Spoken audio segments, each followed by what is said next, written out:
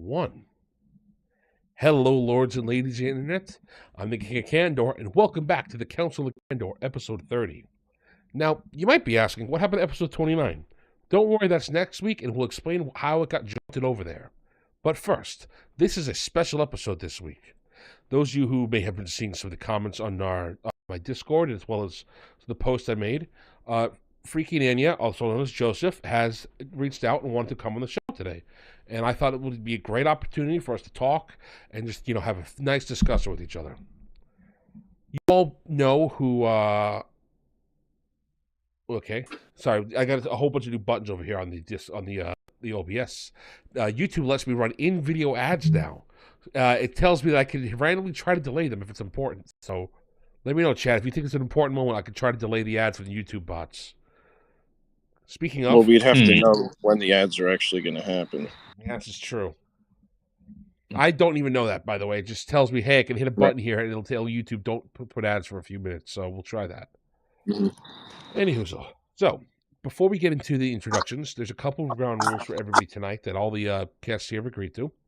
We're going to try to keep language, swearing, and other problematic anti-YouTube words to a very minimum. The goal is to have this stream monetized and viewable for everybody. I don't want any restrictions so it gets taken down. Also, this is supposed to be a useful discussion. If it just turns into just dull rambling or, screaming back and forth, I'm going to pull the plug. I don't want that to be a, just thing for this channel. It's also not the goal here. But I think it's going to be great. Also, I have new internet, so let me know if it cuts out and there's any problems.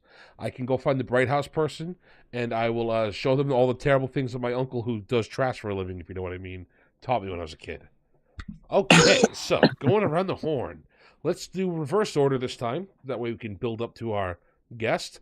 First up, Mr. Pag. How you doing today? Howdy. I'm pretty good. I've been around here for a little while. You guys know me. I'm an author. I wrote several books, written several more since then. Just kind of, doing my thing. Yeah, I'll probably be starting to release a new series chapter by chapter pretty soon here. And when he does, that will be replacing the link below. The link below is still the link to his current newest book, so go ahead and check it out. All right, Next up is Mr. Pops. How you doing today, Pops? Feeling crazy, bro. I'm chilling like a villain. Shout out to everyone in the chat. Shout out to our lovely new guest today. I'm excited. I think we're going to have a lot of energy here going back and forth, and it's going to be fun. As far as recent tragic events, just to catch up with me, I got a buddy who got married on Saturday. So, big tragedy. Lost a real one. It's all right. I mean, it wasn't all bad. We had fun. I told him I'd cut my hair into a mullet for the event, and I tried to do it myself. I just hooked up clippers to an extension cord and was outside in front of like a mirror, leaned against the shed. Just in public, so it looks almost like a fluffy mohawk with like a curly ducktail at the end. But everyone liked it, which almost made me upset because I wanted it to be funny. But I guess I'm too handsome because it was great. Too handsome. All right, sweet. All right, and then next, the last of our co-hosts, Mr. Dez. How you doing today?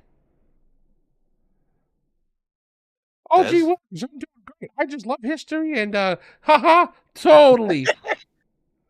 All right, thank you. Yeah, what does Dez ever have to say? What does Dez ever say? Oh, I didn't realize I was muted. How? Wow. So yeah, Dez, all those things you said, that's accurate. And introducing that's exactly what I was saying. Yes, and introducing the chat. So how do you want us to call you, Joseph? Do you have another name you want us to call, or is Joseph okay? Just go with Joseph. It's perfectly fine. All right, so perfect. Joining us today is Joseph. We've covered his video on Black Garooni's, let's just say, interesting script. And we had some problems with it, with the script and the way Joseph talked about it. And from there, I think we're going to have a very creative discussion tonight. Joseph, you're linked. I linked your channel below. Is there anything you want to plug? Any new videos you're coming out with? Anything you want to tell the chat before we get started? Not particularly much. I'm going to be uploading new videos soon. I bought a new microphone, all that kind of stuff. So things are going to go smoother this time. I'm finally going to stop being lazy about editing and actually do stuff. So I'm currently working on something. So if you're looking work hard for your money.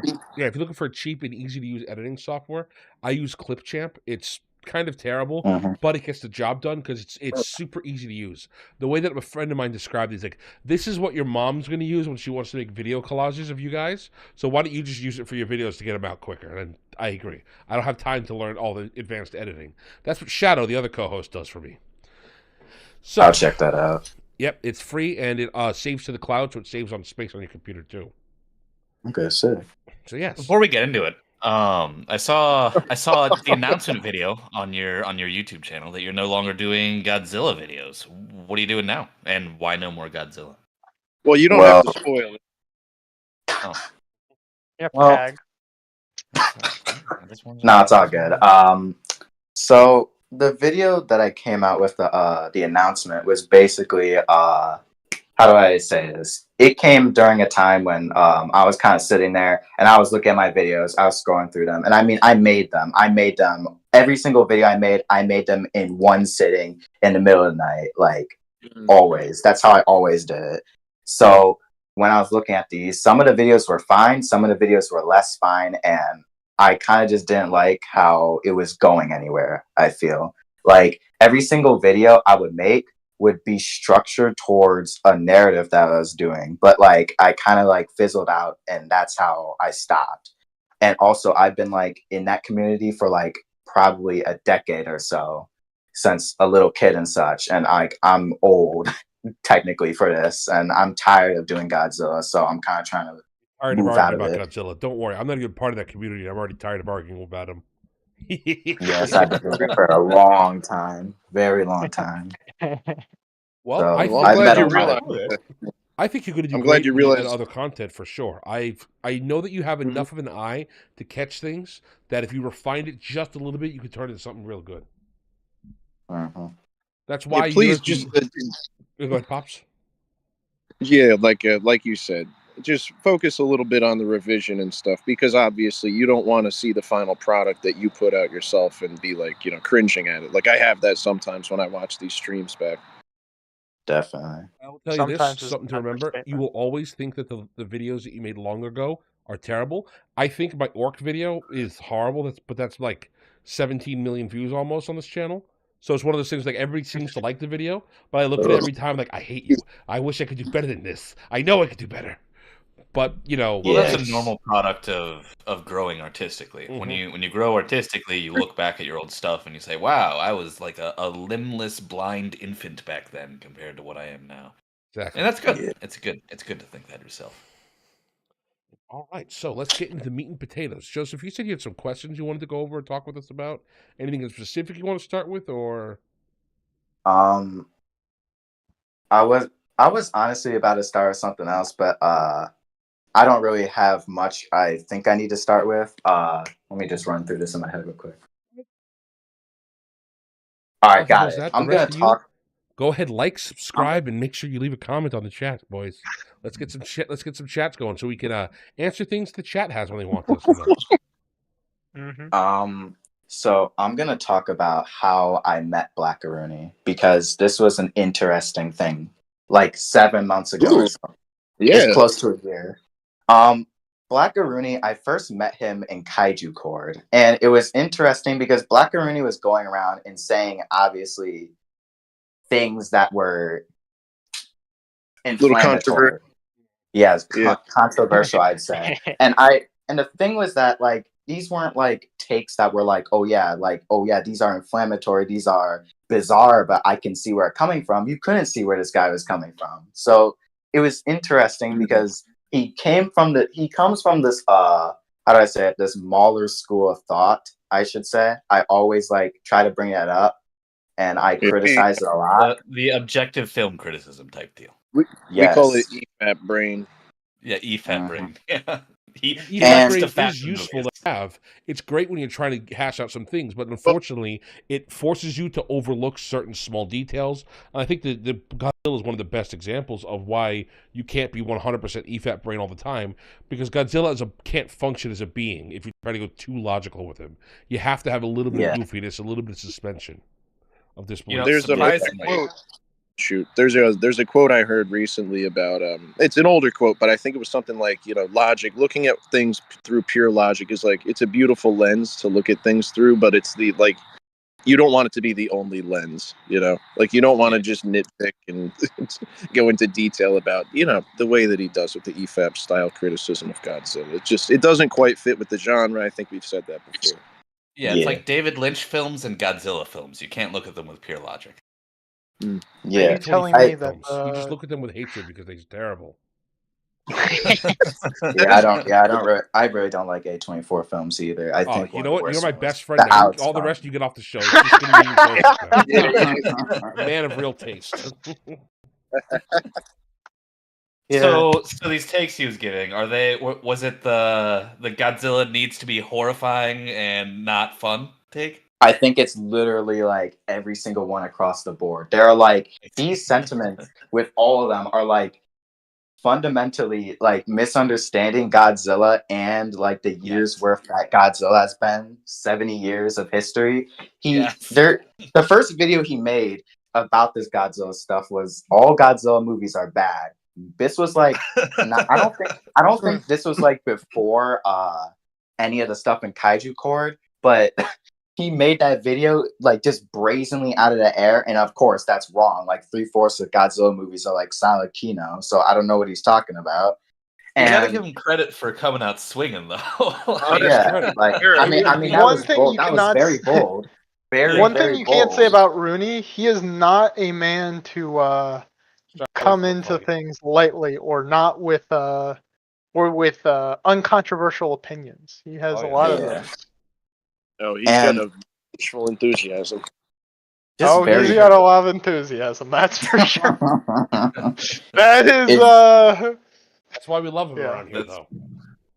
It was bold, though, just insanely bold for something that was so wrong. There's just some crazy statements in there, like the Millennium movies are awful or something along those lines. There's only few good movies like Versus Biollante and Versus Destroya, you know, like this is stuff that little kid Godzilla fans say, like not like actually talking about this stuff. He calls like most of the show movies little kid garbage and stuff like that in that same video.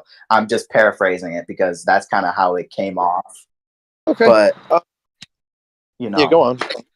But I think the thing though is that I returned back to those few nights on that one channel in Kaiju Cord where he got made fun of by a bunch of people for being wrong.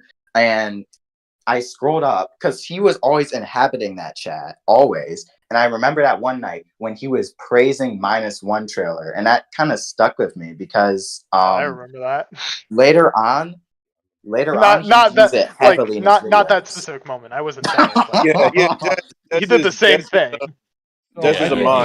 To help, before we go too far, I do want to thank a few people in chat.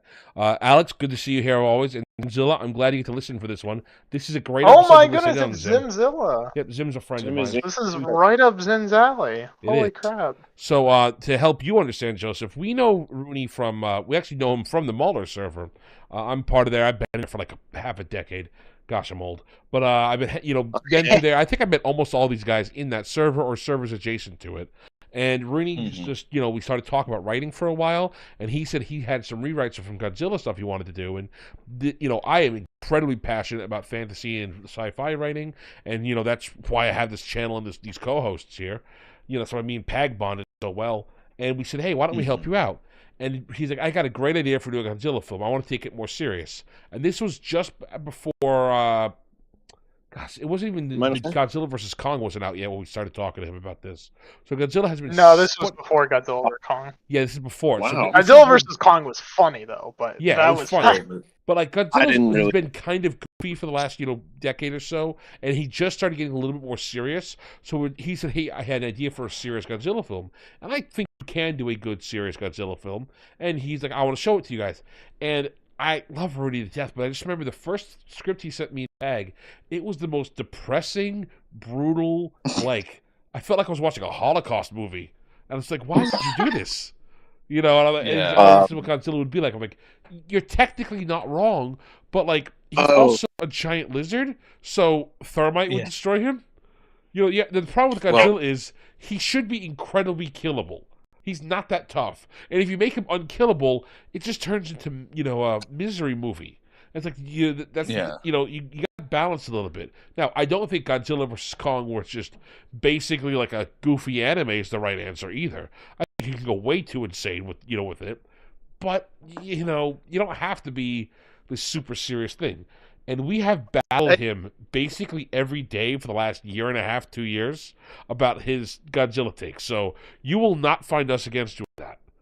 I love the kid, but Hey, Yeah, That's fair. That's definitely fair. I was gonna say, like, the way you described it, I don't think he's ever described it specifically as like a horror film, right? Isn't it more like some kind of like oddly philosophical, like dark thing? Yes, the original It's Godzilla usually movie been was like a like that. philosophical / horror movie type Yeah. thing. It's absolutely very horror esque. well, Like the thing is, world not is horror, at like the very least tragedy. Yeah, There like are not like, horror like slasher, but like into Horror the tragedy. world type. yes. Yeah, like tragedy. Yeah. Since Passion of the Crisis in the news, he probably wants it to have the same vibe as that, where you watch this film and you get sad and upset with the way it is. It's Godzilla. well, Yeah, like I he wanted I it to be like this very almost like too down to earth, like visceral type of thing. That it's Well, I do I want to- agree Yeah. that it doesn't quite fit with So- with the way people like the reason that people like Godzilla. Yeah.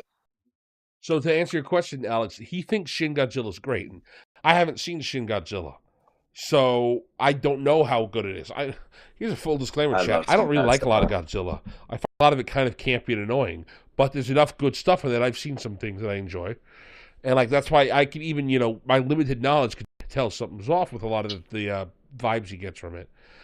But yeah, I think apocalyptic, that might be the best word, Alex. I don't know. I wouldn't Probably the use- best word for it. It I think depends on that's the the best scale. word. Well, for his script, not Yeah, for saying Rooney's that's like script. how Godzilla should sure. be. I or wouldn't. whatever. I would not say But it's that's what- apocalyptic. Honestly, You don't think so? no, Really? definitely not. There's this thing that old Godzilla fans used to do, because I remember when I was way younger, back then, when people used to write Godzilla scripts where Godzilla basically was super god, unkillable, could kill everybody, and the world ended. I never found those to be apocalyptic. I just found those to be droning. I found them to be rote. Like they're like that's why Well- like the script got me like mad in the middle of the night when I was reading it. I was like, oh my god, this guy is literally repeating little kid stuff back from like 2015. This is the stuff that children used to do. it can be Babies used to both. make. It can be both. It can be droning and boring, but it is in content literally apocalyptic. Like that's Yeah, Yeah, we're would say talking that. presented.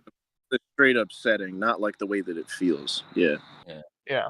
But There's a scene in the original Godzilla where there's like a mom holding her two children. She's like, "Soon we'll be dead with your dad," and he just wants the whole thing to be like that. That's what he wants. Yeah. There's that's, no that's there's pretty no humanizing of Godzilla whatsoever. Black Aruni tends to miss that a lot, to the point where he literally advocates for like, I remember in this one Zimzilla stream or whatever that he uploaded Godzilla and the Myth of Coexistence. He starts advocating for this idea we need to dominate nature or it will kill us, and it's like the most weird shit you'll ever listen to. Like he goes on a whole tangent about that. It's bizarre. It was very bizarre. And he applies this to Godzilla where he's like, oh, well, actually, the monsters are subhuman animals. We need to kill them all. This logic is not okay. Like, you can't just be saying this about Godzilla movies when Godzilla movies explicitly go against this train of thought. They're all very much like trying to humanize the monster, but you can still be like, oh, well, these guys are still, things that, we might have to kill. So, you know what? Go ahead. Let me ask real quick. What would you say as the definition of like humanizing? Do you mean like sympathetic, or characterized like having feelings? I feel like all of those matter with Godzilla. Like Godzilla is a synthesis of all these things. Like Godzilla has to be like, I wouldn't say Godzilla has to be a person per se, because Godzilla is a gigantic lizard. But Godzilla, I'd say in a philosophical sense, Godzilla as a person has to feel, he has to be characterized somewhat as a person, and the people around him have to at least acknowledge that Godzilla is like somewhat of a person, not like how Black Aruni treats him as like a Shinigami death god or like something that needs to be destroyed immediately off the bat. Yeah. Hang on one sec. Pops, that's you breaking up. Your mic's coming through horribly, brother. All right, hang on. I'll go back. Yeah, while you fix that. So I kind of both agree and disagree. I think that humanizing Godzilla too much ends up hurting some of the films. But I understand that you know what you're saying is don't make him Cthulhu-esque, make him more animalistic. Is that right? Yes, like Godzilla. Yes, basically, you shouldn't have Godzilla be like super god at all. Like, I think Godzilla Earth is a good example of this, I guess. Godzilla is already an abstract concept, basically. If you abstract him further, which becomes Godzilla Earth, you kind of lose what makes Godzilla Godzilla, even though he's visually and design Godzilla and in name Godzilla. It also happens for the other monsters too. You can't like abstract these guys to extreme degrees. Ghidorah, for example, is basically Doomsday from the future. You can't abstract him further than that, or things will go wrong. Yeah, let me give you a thought here. Am I coming through? Yes. Yeah, you are. Before you go, Pops, Zimzilla says something because Joseph did bring up his stream. He says, since my name was invoked, I think I recall this stream, and it had everything to do with the world-building monarch and how the existence of Titan conservation affects the people living in the universe. Yes, if that's the stream he's referring to, then I completely agree. That Monarch's world-building is awful. That show just every time I think, okay, Godzilla's reached the stupidest it can reach. Somebody shows me a scene from Monarch, and I was, oh no, it is much worse. It could always be worse. They always find a new way to be stupid with this show. Because like the whole point of Monarch is somehow they've kept these giant monsters secret by like making like almost quasi pacts with them, and it's just And Jim Zilla said this occurred across several streams. Yeah, Rudy does like to revisit topics multiple times as well, so that probably did get brought up a lot. Plus, Monarch didn't all drop at once, and he was working on his Kate Randa video for a while there, so he probably had a lot of thoughts on that he wanted to get across with other people. So if that's one of the things you caught, Joseph, that makes sense. Yeah, I believe it came before that, so Okay. that was a video. I didn't even know that was a part of that in his thoughts. I kind of came back to it in my own like Kate Randa video towards his. So, we'll get to that, but I did not know that came from there. Technically, one of his thoughts. That would make sense because he's, again, so I'm tangentially part of this. Most of us here, my server is very much isolated from Godzilla stuff. It's we mostly focus on fantasy and writing and stuff, but Rudy hangs out here with us and he's a friend of ours and he talks to us about stuff. Same with Zim. Zim is coming here and me and him have talked about like designing a kaiju board game before, which is I think it's gonna be great. But as we're going through this, he only asks us some questions because we're authors here. Several of us are one of the Pag is a published author. So having us to understand as a bouncing off point for how should a world be constructed and what are the flaws with it has been valuable to him, and we only get that little bits here. And then Zim says another thing. It wasn't just about Monarch the show, but how the organization handled the interaction with the Titans and how it gets people killed. Okay, that makes sense because, again, I haven't seen the show, but I could fully believe, based on, again, the clips I've seen, that Monarch handles everything horribly and stupidly. I don't know yes, that's a consistent thing. That's a consistent thing. Every Godzilla movie, I think they intentionally make that very obvious. Even Godzilla 2014, the movie, they literally make a whole big thing about how Serizawa is just trying to artificially contain these monsters with nature. And then inevitably, it's like, oh, well, actually, Godzilla's not really an alpha predator. Godzilla's just a dude ambiguously beating up these things. Nobody knows why, but maybe we should let him. Maybe we should just let him. Let's see what happens. Let them fight. It'll make a great hour movie. I don't know what you mean. Yeah, exactly. Dude, it's a win-win. Yeah, exactly. So true, Faith. So true. It's very funny that consistent characterization. So I love the idea of like writing an entire movie script for the sake of like a hard quote, like a trailer moment where a guy you zoom in on him and he goes, "Let them fight." It's like, how can we get to this? They even do it with the cameras and everything too. They direct it deliberately, so every single moment in 2014, when the monsters fight, they deliberately pull it away, and you're like, "What? Godzilla's not there? I'm getting mad. Stop showing me humans." Yeah, I don't care about the littles. Show me the giant guys. That movie is very much a tease. I loved it. I loved it so much. Great movie. I think If they just made a movie where it was just 2.5 hours of monsters beating the piss out of each other, I think that would be the best movie. There needs to be like maybe 11 minutes of people doing things. Yeah, Heck, you're describing mostly Godzilla X Kong. No, horribly named, but that the movie problem was is so fun. there's still too much people in that. There's I still agree. too much people. They need less people. Well, and every time the people are on the screen, they do stupid crap in that movie. Yes, they do. I do think the thing though is that Godzilla movies, a lot of them, they have uninteresting people. That's why people don't really like humans. Oh, I agree. So like after a certain point, you end up with there. That's part exactly of it. Why. That's part of it, but also, like we discussed, the reason people buy tickets for a Godzilla movie is not because of the people; it's for Godzilla. Yeah, exactly. Well, I think Godzilla Minus One is a great example. If you could have a really interesting character who's got interesting motivations, like this guy's a kamikaze pilot. You never see that character in media. So to explore his psyche and his guilt from surviving, the survivor's guilt of a kamikaze pilot, that story alone is worth telling. Now you throw Godzilla into it, and you get a much more interesting and great story. In fact, I'm going to tie this into another fantasy thing. The Rings of Power is awful, by the way, but the stuff that they do with the dwarves is almost good. And it makes me mad because you could see this idea of there's a political fight going on in the dwarves where the son is a bit more outspoken and wants to go be friends with the elves, and his dad is much more conservative and wants to mind less. And they're arguing over how the kingdom should go and should we get international riches, like that plot line with dwarven clans arguing and honor and stuff. That is the best part of Rings of Power, and it's only 30 minutes for the entirety of each season before they keep ruining it.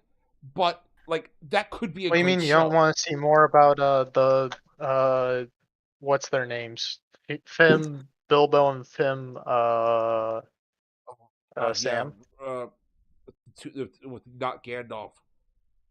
With not Gandalf. Let's not even talk about this. The Hobbits and not Gandalf, but no. So I can see that because the rest of the Rings of Power is pretty much terrible. But the dwarves are interesting because they're written as interesting characters, and I could see that that's how Godzilla should be. Imagine if Godzilla had just much more interesting characters going on with people who had motivations and not just not your typical Marine man or your typical scientist and your reporter guy.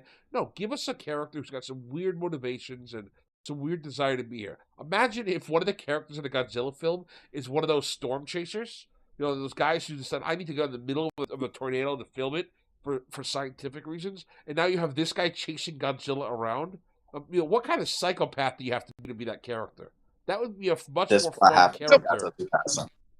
I like that as I don't know if you wanted to modernize it. You know how the girl in Godzilla vs. Kong was kind of modern on the phone on social media. You could have people like that literally chasing him for content.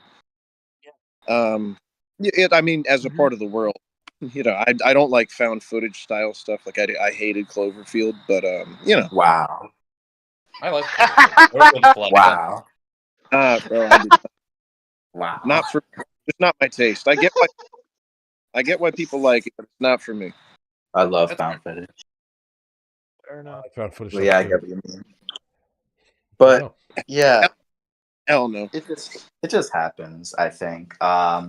Uninteresting humans are common, I think, in a lot of Godzilla movies, but if you tend to watch them back to back, you find the same themes in there for years and years, and that's what especially makes Blackarooni's takes so jarring. The whole we need to blow up nature, all that kind of stuff. That's what's so jarring, because there's Godzilla versus Gigan, who's actually we need to protect nature, and there's other movies that do that too. Things like that too.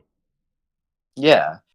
So it's just so jarring. It's kind of a misunderstanding of Japanese culture. They are very pro working with nature. If anything, if you wanted to write welcome to Noble, Sweetie Cheesy. You get to find the secret live stream we did on Monday.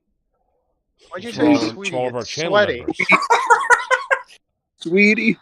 Yeah, I believe that's Sweaty. I believe you'll find that is sweaty. He is not Sweetie. He is Sweaty. My Sweetie, because he paid Unless you think sweat is sweet, but I mean, that's on you, man. I wouldn't find out of the boat. I wouldn't admit that publicly. Very salty. Sweaty cheesy sweat may be sweet.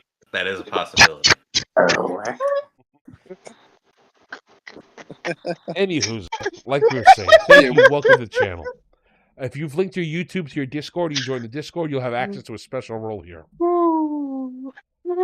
So, like we were saying before, we lovely got Sweaty to join us. I think that the other problem with Godzilla, like Joseph said, is Godzilla tells the same story for like 5 films in a row with slight tweaks. They have the same vibe going through each of them, and I think that's a real problem that they keep getting stuck on and rehashing, like the same plots. Not all furious. I'm on to you, boy. Don't you start. I'll see you in chat. But Oh. sorry, I derailed everything.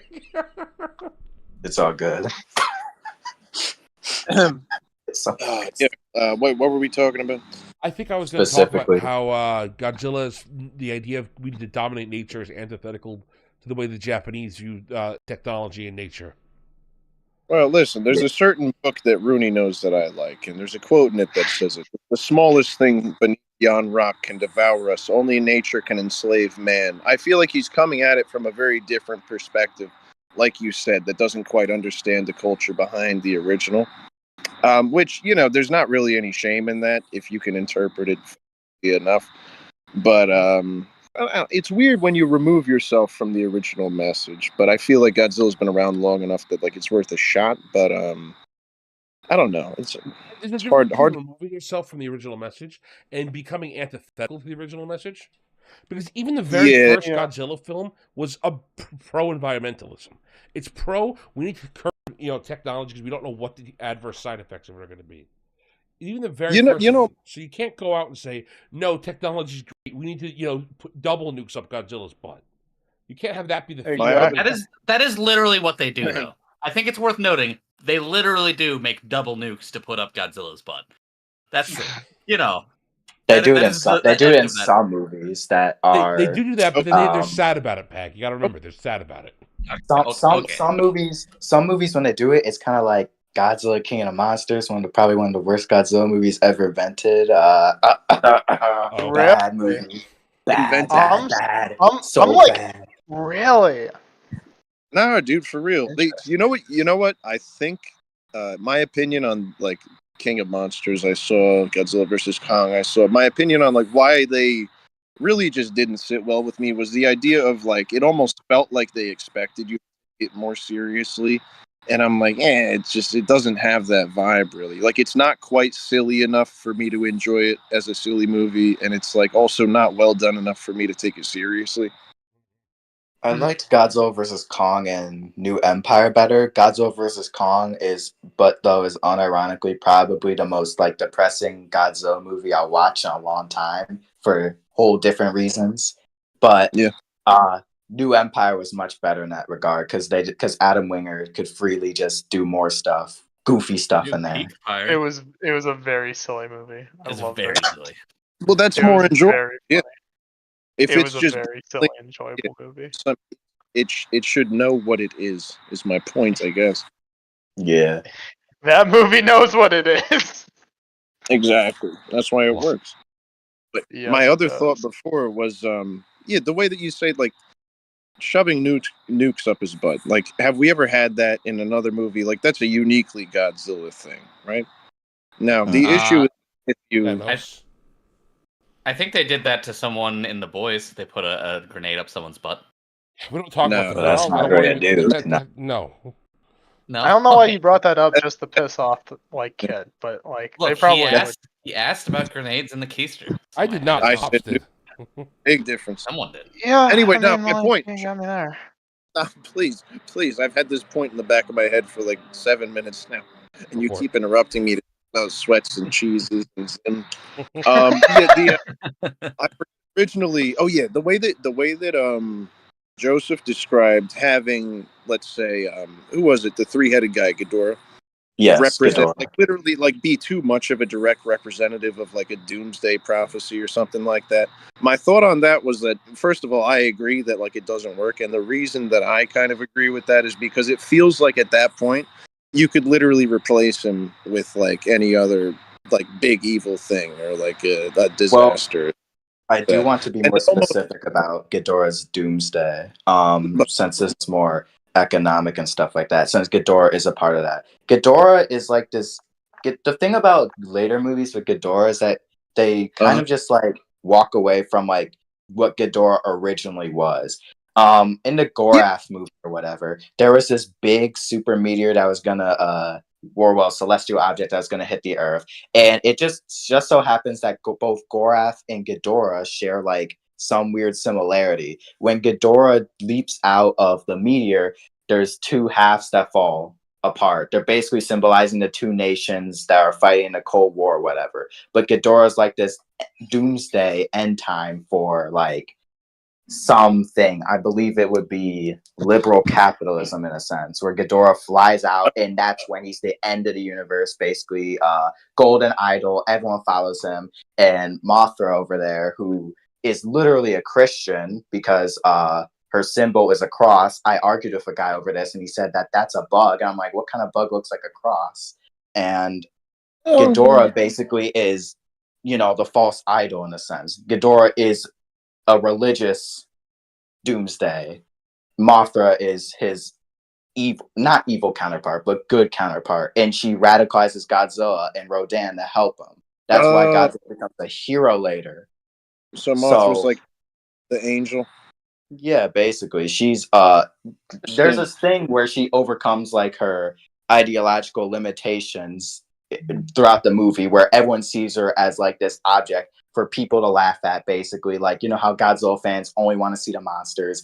That's basically the brand. Mothra is the brand. The movie explicitly criticizes this kind of going to see the movies just for Godzilla, even though you're there for Godzilla. Yeah, it's only in the title. Okay, Joseph, did you like Godzilla Earth or no? I did actually like the anime trilogy. Honestly, a little. Like, I really love Sea on Edge of Battle. I think that was like probably the best one out of all three. The Planet Eater was pretty good.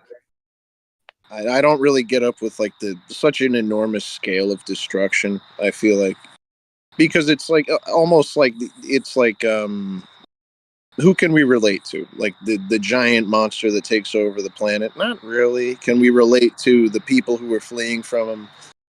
We've never experienced a scale of destruction like that, so not really. It's just it's for me to kind of invest myself in the world and see it as like something I don't know. It's just something about it is like it almost feels like Godzilla becomes something other than what he is, because it's just humans don't have a chance, Yeah.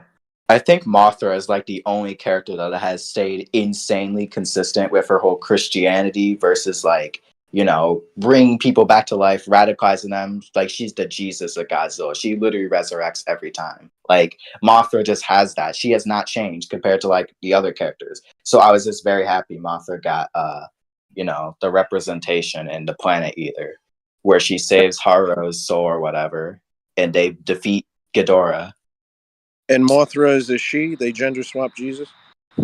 Yes. Mothra has always been a she, yeah. Yeah, always.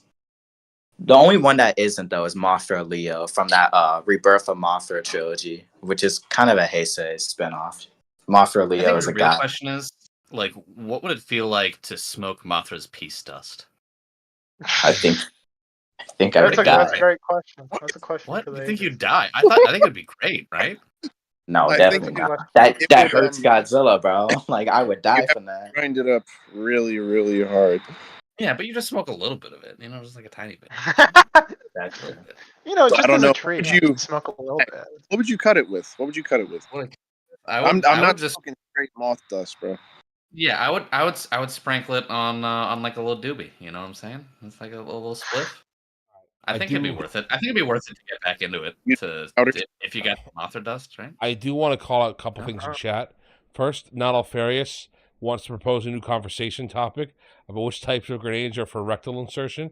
I'll tell you this, Not Alfarius, you throw $50, we'll have a 20-minute discussion on that. Otherwise, that's going to get the channel demonetized. I ain't doing that for less than 50.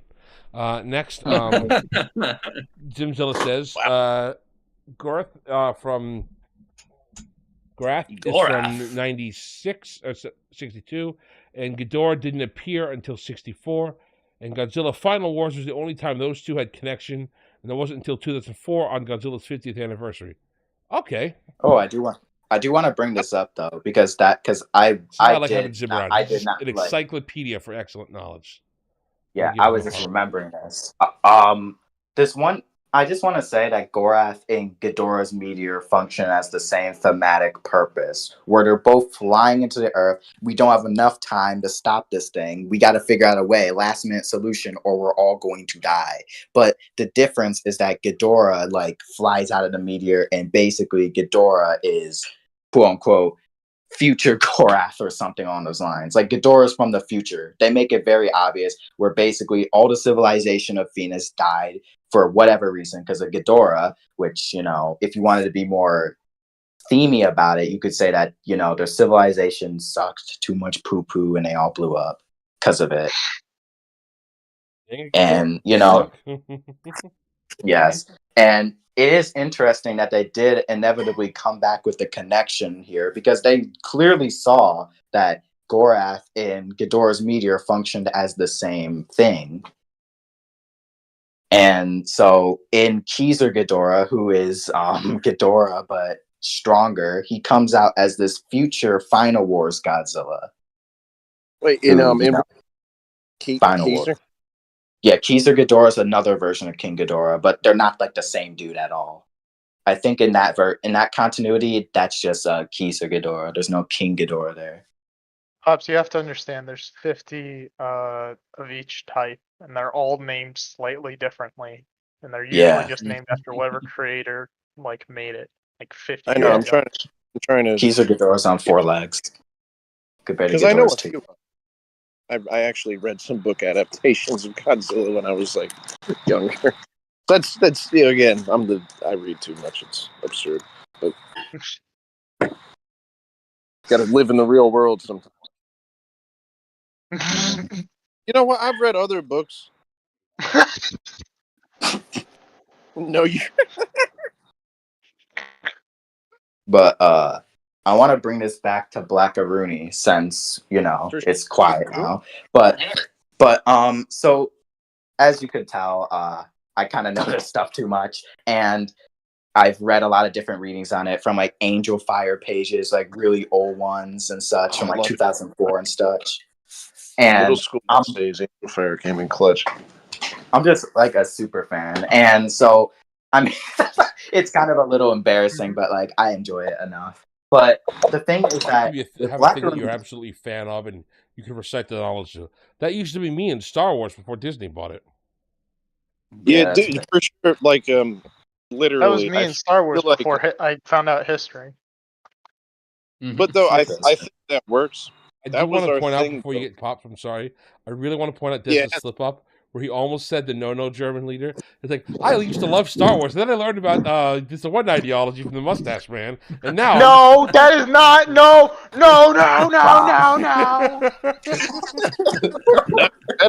You almost said it. That was a hurrying slip, a goring slip, if you will. Wow, but being slandered and maligned unfairly right now. You deserve it. But since I get to bring this back around, that's true. Just be honest about your maligning, and I'll be like, you know what? Fair enough. But I only ask that you're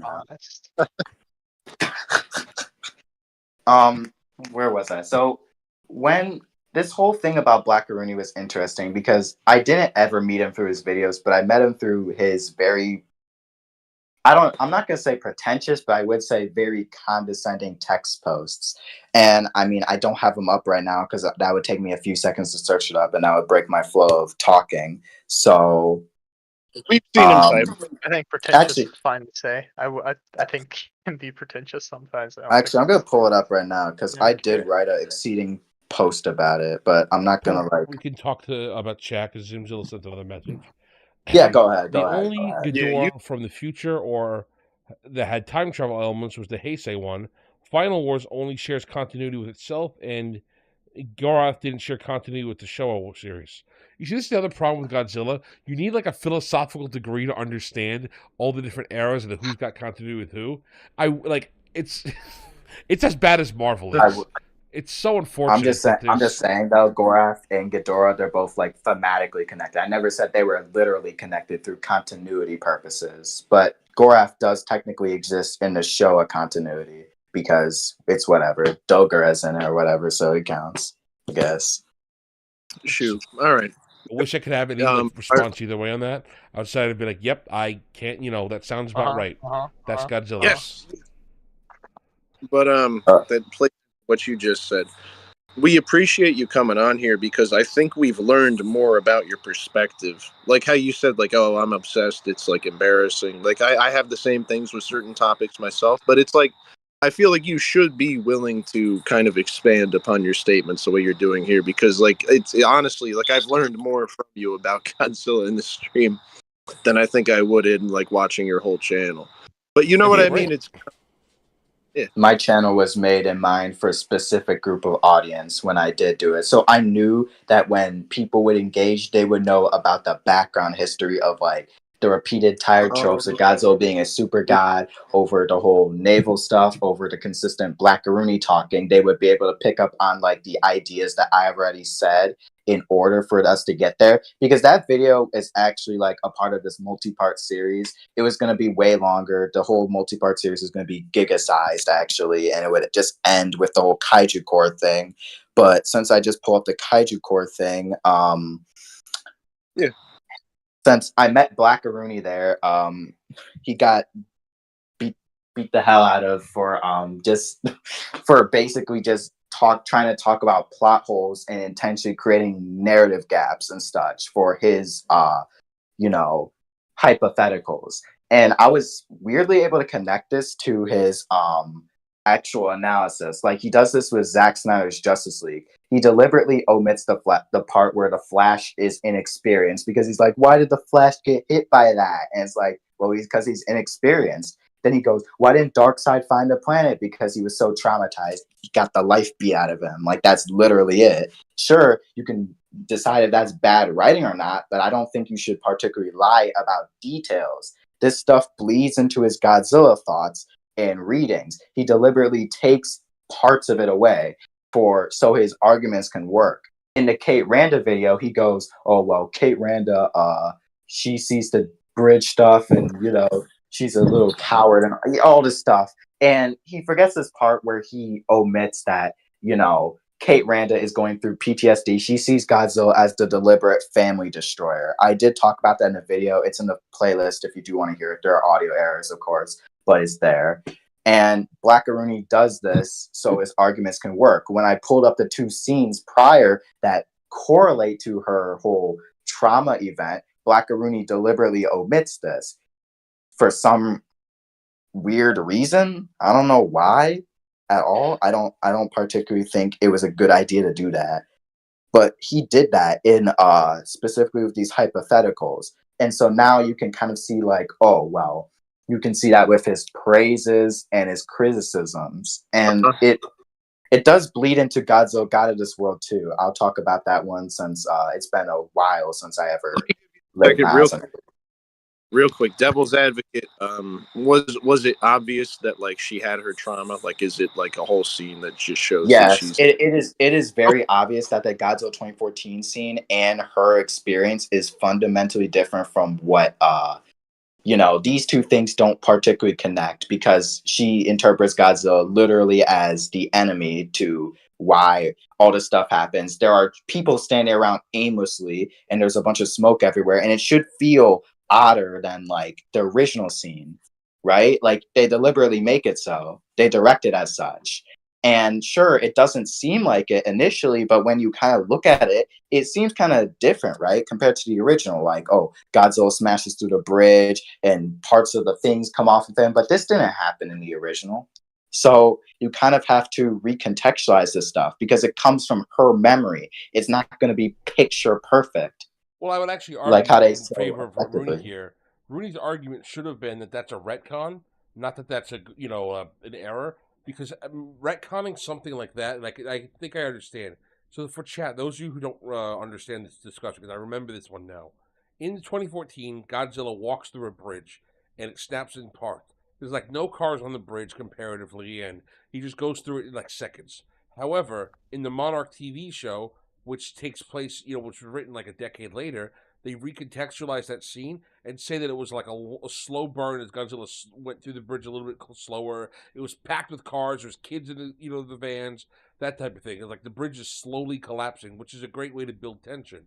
And that is a bit of a retcon. It's not a bit. It's a total retcon because the way the bridge collapses is completely different. However, I think what Joseph is getting at here is if you accept the retcon, it doesn't actually break that scene. That scene itself keeps its own continuity, and everything that we're told doesn't break it down. Is that right, Joseph? Yeah, I would say that, yes. I don't particularly think Monarch really did retcon anything, but I mean, I don't read the comic books either, so. Well, regardless, it's as simple as Godzilla walked through a bridge in 30 seconds in Yeah, 2014. yeah, and exactly. It's like a 10-minute scene now here. That is a retcon. Yeah. Whether we want to argue if it's important or not. But the fact that it's a retcon, Yeah. to me, that's a problem because I would have just written another scene or written around what you already wrote. But if that's the scene they wanted to make, it doesn't seem like they broke it within its own continuity. And again, this goes back to like one of our criticisms for your video was trying to find out you're close to the point, but let's help you narrow it down. Same with Rooney. He understands there's a problem with that scene, and instead of thinking, "Oh, Rand is acting weird," the actual problem is they changed what was previously told to us.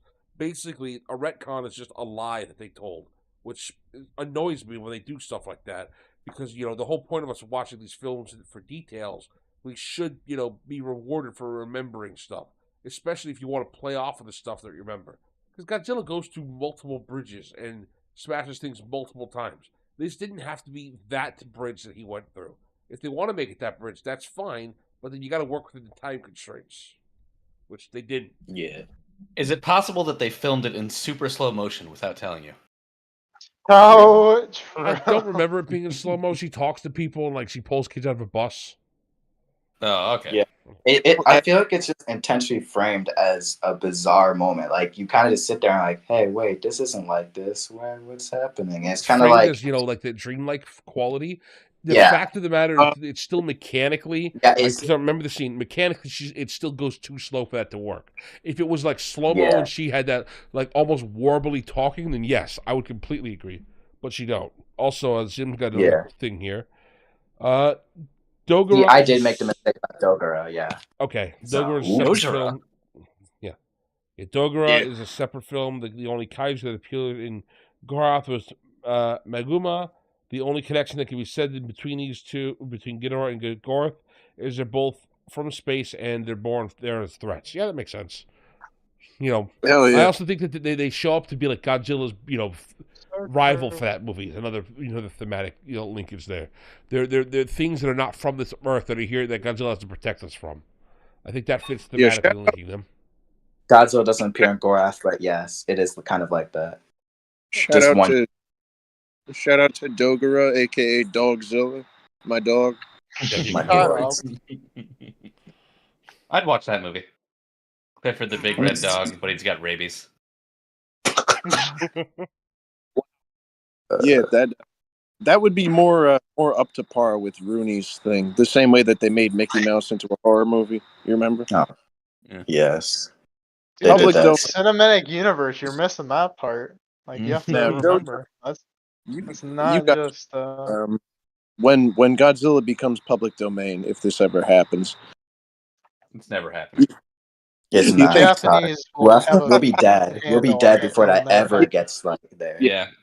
Even then, they'll probably just release the 1954 one as public domain. Then we'll get a gazillion horror movies, and I'll be dead by then. So yeah, Rooney will be able to make his horror movie, and then we'll it'll be great. I'm sure it'll be fantastic, and we'll all be like, "Wow, Rooney, that was a great movie." I definitely have. It needed to be 4 hours. You're right. Living a good and it needs long to be life. 4 hours. Destradamus over here. Shut the hell up, Destradamus. See, But- Groth is essentially just a giant asteroid, so Roland Emmerich ruined Godzilla and ripped off Groth for Moonfall. Yo, don't even bring up Moonfall. That film was so bad. I'll First watch of all, Moonfall soon. I love God, Roland. Moonfall was a masterpiece. I don't know what you're talking yeah. about. First Such of all, a Roland mess. Emmerich. Roland Emmerich rules. He does, but it's Yeah, fucking haven't you horrible. seen? Haven't you seen He made what's it cinema. called? That's the reason why 2012 Martin or Scorsese whatever. knew cinema. Yeah, 2012. That was the best movie ever. What do you mean? 2012 was fun. I remember the scene of them fucking outrunning Cold. Oh, 10 out Oh, of that 10. was so good. That was so funny. When they had that, like, my favorite one from up to 2012 though, because I think the one you're talking about is The Day After Tomorrow, where the freezing was changing after them. But when the plane's taking off in China and the runway's falling from underneath them, and even though like it's very clear that dirt and debris That's are not in in the China. engines, That's what they're going to China. They're going to China. So China's safe because China They're, has enough money that we love China. Yeah, exactly. Speaking China of, is the last stronghold. yeah, if any Chinese communist officials are watching, I am incredibly bribable. Just please send $1,000 checks to my address, and I promise I will stop bringing up Wuhan. Real. For the record, by the way, just to get us to know, a lot of those Chinese shills and like these people who shill for companies, they actually only get paid $50 a month. That's how much a lot of their loyalty is. $50. That little? Really? Yeah. Wow. So if you see a lot of these shills, Pathetic. it's $50. It's insanely pathetic. My favorite though is the 50-cent army. So in China, they pay you 50 cents per post. So that's why you see so much spam. I can shitpost pretty fast, so that's I know. I could make a career out of that pretty easily. Mm-hmm. Yeah, if you completely disavow your own country for 50 cents a post. Hey. Not like I like this place very much anyway. You love it. It's the best place here, unfortunately. So besides, you might have a great vice president soon. You want to leave your vice president behind? You got so many new Oh, true. Cannot wait. doesn't matter who wins. We gotta have a new vice president meme lord. Can we fast forward to 28? Anywho, okay. So to get back on track, right? Yes. Yep. No, okay, I'm sorry. Zeno does bring up something that's very funny. Africa is the only place that doesn't get flooded in that movie in 2012. That was hilarious. The ending is just like, by the way, everything got flooded except Africa. I remember why though. It's dumber than that because not just Africa's safe. Africa's safe because that's where life began, and he wanted it to be a going back origin story to the first human existence. He wanted to have the biblical floods and also the idea of evolution. Gosh, and then we found out that life began in Asia anyway. Yep. Oof. Yep. Anywho. But yeah, the out of theory, fellas, it's just a theory. A game theory. A game theory. So, yeah, what I was saying is, right, so the whole thing that brought us and Joseph here into rubbing tips was this video you made. This kind of takedown of Rooney's script. Right. And I think the thing that really rubbed us the wrong way, and correct me if I'm wrong here, guys, is that your criticism of him, or of his script, really, rather, it seemed more like it seemed like you weren't trying to criticize the script and kind of drill down and separate the bad from the good and show what is what. And it seemed more like a direct attack against Rooney specifically without an attempt to help to elevate the source material, which is the heart of criticism. You're trying to show the problems with the source material such that it can be improved later, such that the next thing the director does can be improved, rather than just let me burn you alive at the stake. And it seemed like it was a lot more burning alive at the stake than criticism, good faith criticism. To correct you as a head on my part, I don't totally disagree that it felt a little bit like a targeted attack, for sure. But it is what it is. To correct you though, half is that my issue was that I do think his script absolutely deserves criticism, but the issue was more so that you didn't quite make your points clear. I think I've gotten a better perspective on why you said what you said just from listening to you on this stream, but I feel like like you said, like all your videos are like filmed kind of like just on the spot, live, one take and everything. It's like, if you're making a video like that, I feel like you should probably go into a bit more detail. And I don't think there's any shame if you're serving a certain community to go into detail about how obsessed you are with the community, because it gives you more credibility, in my opinion. And I feel like we just didn't quite get enough like a justification for what you were saying. So I don't totally disagree with Pag. Anybody else got something to say? Have you seen how many one-take movies are so popular? Of course he's going to do that style. Real. Yeah, all two But- of them. But so when I first made the video, I am not gonna lie, the first thing I did before I even did it was earlier that day, because I did read it a long time ago, like when it like first came out. It was basically a published story, I guess you could say. This is basically whole edited, whole ready to go type work where it's already done and it's out there. Basically, I mean the book. Like he edited it, I'm guessing it's out there, and that's basically it. So I don't know that he when did I- edit it. I'm gonna be real. Yeah. It But, was like- out there. It was out there. Like I it think was it's fair out to say there. that it was out there to Chris. But being Yes, very that is charitable true. in a sense, I'm just going to assume that he edited it at least, or at least looked over it before he posted it. So I'm like, okay, or at least he drafted at least once. So I'm just like, okay, yeah. But the thing is that the problem is that you can't technically revise something that's already up there and out there. And so the attempt was like, I did see you guys' stream, because I know I'm getting to that point where I have to actually talk about the video. Where you guys were mentioning these revisions consistently, and it's like it's already out there. You kind of can't do anything else. So we kind of just have that. That's not really I feel. true. It's This totally- isn't like a book or anything. Like you can, Well, here's the change thing, it, though, you can Des. edit Des. it. Let's say so. It's a total difference in perspective, right? So Rooney posted his drafts and everything that we had, and we can look at in a certain server. But like the fact that, like, I'm not gonna lie, from what I read, there's not very much difference in at least what I read versus what was posted. But like when you post something to public viewing, to the point where someone like Joseph, who doesn't have access to the same things that we had when he was going over, asking us about tips and questioning and everything, for somebody that doesn't know, it's going to look like this is the final product. This is what he's putting out.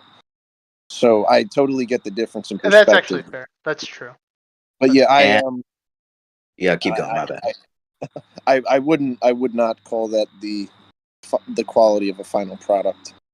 Yeah. No, it definitely Yeah, wasn't. I But don't also, know what is Definitely not. from my understanding, it was meant to be something of like a preview on his Patreon, not like a full thing. I mean that like it was only what 20,000 words or so. Like that's barely even a novella. And also, problem. But the Well, same- it's his first Kind time of- writing, so I don't know. it's his first time writing, I but also- need to ask him, like, was that what his intentions were? I guess, or maybe if I didn't see the video where like he talked about it. I'm sure there was some video where he like at the end's like, enjoy my Patreon and get access to my, new work that I'm writing. But I don't know what think he video did that. put No, on. I've watched every really? Godzilla video he made. No, not Oh, he. yeah, I don't know. He posted like it in his like description, his community page, and his description, but he isn't open about it like that. He keeps it like it's mostly all free. I looked there myself. He stopped uploading it after like a certain part when he did Kate Randa. But keep going. We would have to ask him and clarify on like what his exact intent was. Yeah. And the thing is, you actually totally can revise a published work. I mean, I do that. Like when the thing is, I'm like my own editor because I self-publish. So when people read my book and when they tell me, "Hey, there's this here and there's this here," I will go back and I will make a second edition. And that's not an uncommon thing. Like making second editions and so on is not an uncommon thing in publishing. It's just not. Like People do it all the time. They make new editions of their work. They fix mistakes, minor mistakes, minor typographical errors, and sometimes minor plot mistakes. They add in a paragraph. I mean, Stephen King with The Stand, he released his original version, which was like 600 pages, and then he released the full version, which adds an extra 400 pages. It adds a ton of context and things like that. So you totally can revise and rework things, even that are published. You can go back and do things like that.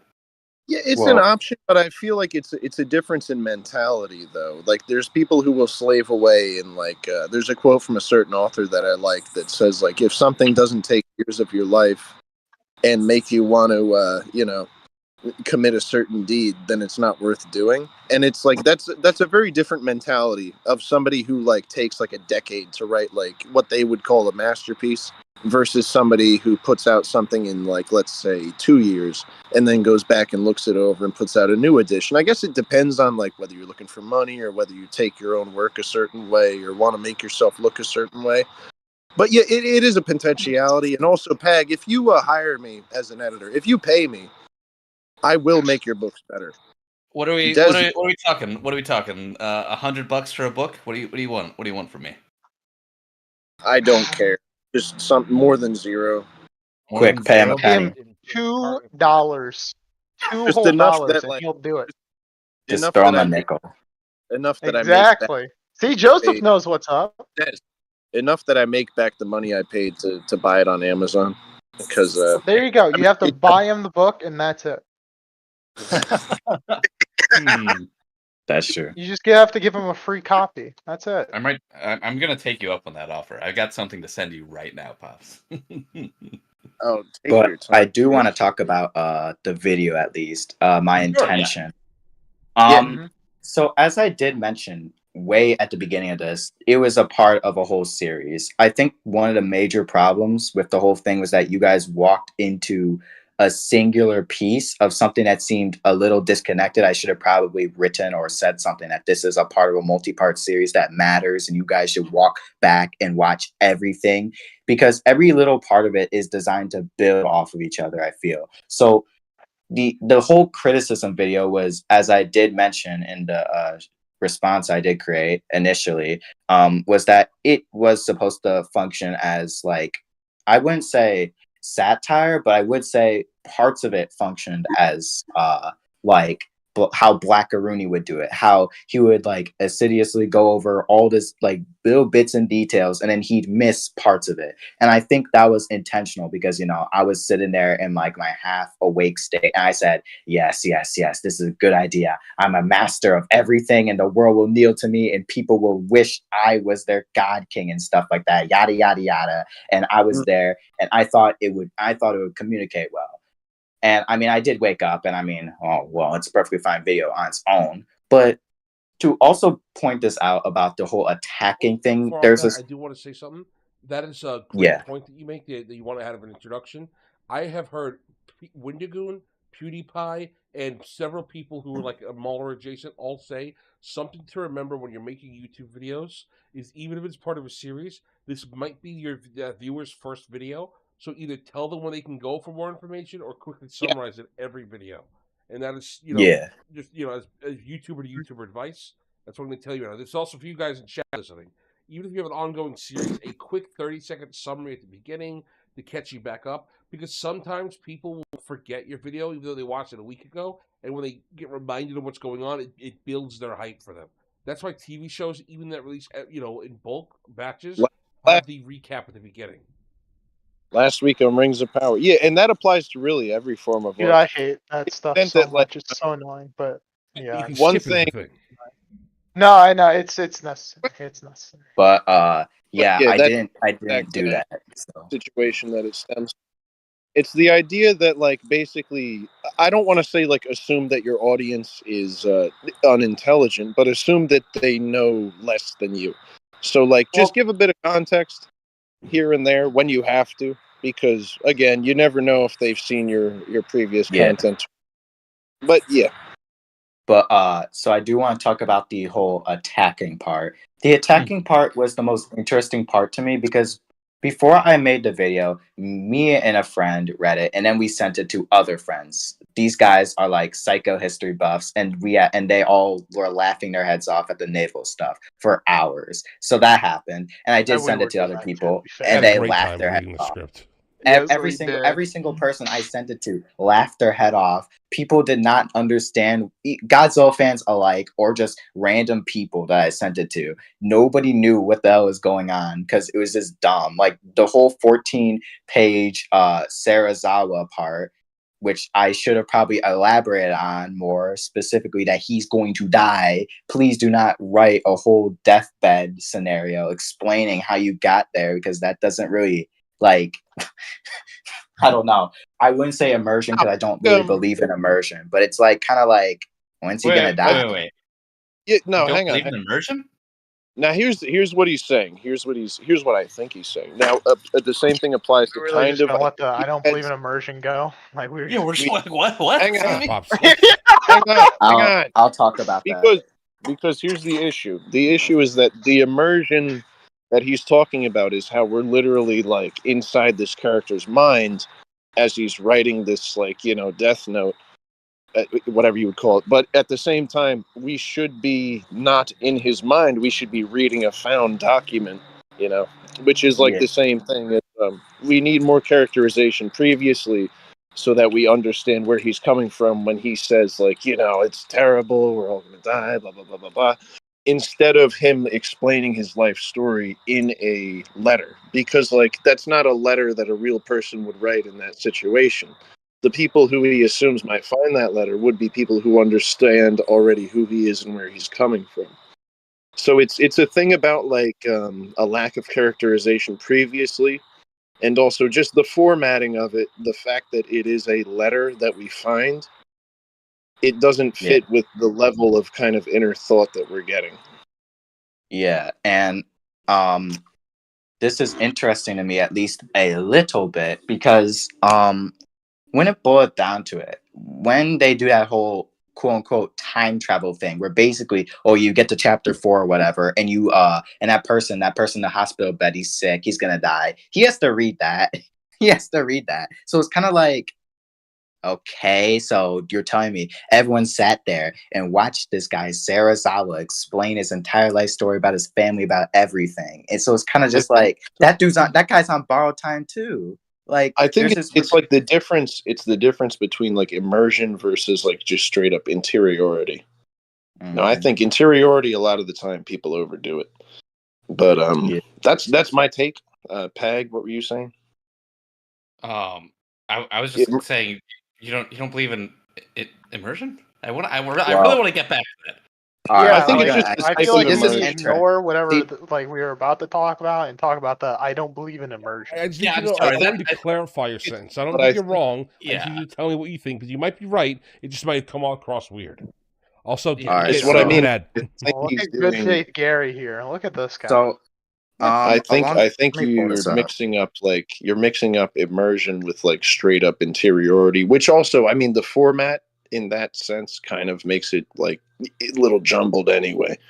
But all right, I'll let you talk. I'm not like specifically referring to the story itself, but I am genuinely referring to, like, this idea where I will become immersed. I will be in this world. There's a consistent thing that goes on in a lot of people's heads, I think, where they genuinely, like, watch something, right? And they're like, oh, well, if this character does something that doesn't seem like it works, then suddenly my illusion's broken. I'm not in the world anymore. I don't feel like it is. And so, I mean, there's nothing particularly wrong with feeling like this at all. But this obsession with it feels bizarre. Like, it feels less about actually, like, suspension of disbelief and more about, and not, like, throwing away any of the abstractions, like, for example, like a stage or whatever, where, you see all the curtains and stuff, but you just, like, phased out of your mind because, the curtains aren't really real in the story, really. But okay, I think Pops, we're describing. Please, Pops, stop helping him. Just let. I'm trying to get my point across. You don't have to talk for me. I got it. Yeah. But Give him a second. basically, I just mean like I feel like Pops is like doing unnecessary. Like he's describing something Alright, that's bro, we not don't care, correct. bro. Chill. Let Joseph talk. He's explaining his bro. point. All right. But the thing about people going, see, I remember in this one server I was in, the Closer Look server, I basically used this one. I basically beefed with everyone, got banned. It's awesome. And so there's this one time where people were talking about how immersion on stuff and such, and I was like, and people were going, oh well, we can't like, how do I say this? When people get quote unquote immersed in a sense, they genuinely feel like they have to be in this world, and if something bad happens, like it cuts their arms off, it blows up their brain, bad stuff happens, they lose the connection to that world, and suddenly they're out of the movie and they can't enjoy it anymore. The thing is that people genuinely think this, a lot of people do, especially to detriment. And I mean, like, sure, suspension of disbelief exists, but like immersion is insane at this point for a lot of people. A lot of people tend to do this. They tend to think that they're in this world or something, and so on and so forth. Blah, blah, blah, blah, blah. Like Star Wars or something, where people go like, oh well, this character did this, I can't feel immersed anymore, I'm not in this world. Or like Avatar, that's a good example, Avatar. But the thing is that people believe that this world is real. No, not really. I don't like either of them. But anyways, beyond that, not that great. The thing about immersion or whatever is that people think this is real, and this is the reality is that this is the opposite of realism. The obvious abstraction is that the trace of a physical camera is erased from the film to create this illusion of disembodied omniscience, or how you say it, omniscience or whatever. This is the opposite of realism, as of course the reality that is the people are, for example, in an all existing soundstage in England or something, being filmed by an actually existing camera, or like in theaters or whatever, on a green screen or something. This documented event is replayed in various theaters across the world. So you end up with that. So when people tend to do that, they go like this, yada, yada, yada. Why can't I be immersed? Why can't I be in this world? And so on. Blackaroonie genuinely does this, and I talk about this in the Kate Randa video, but I decided to do a whole different direction where I use Gravity Falls as a citation, where basically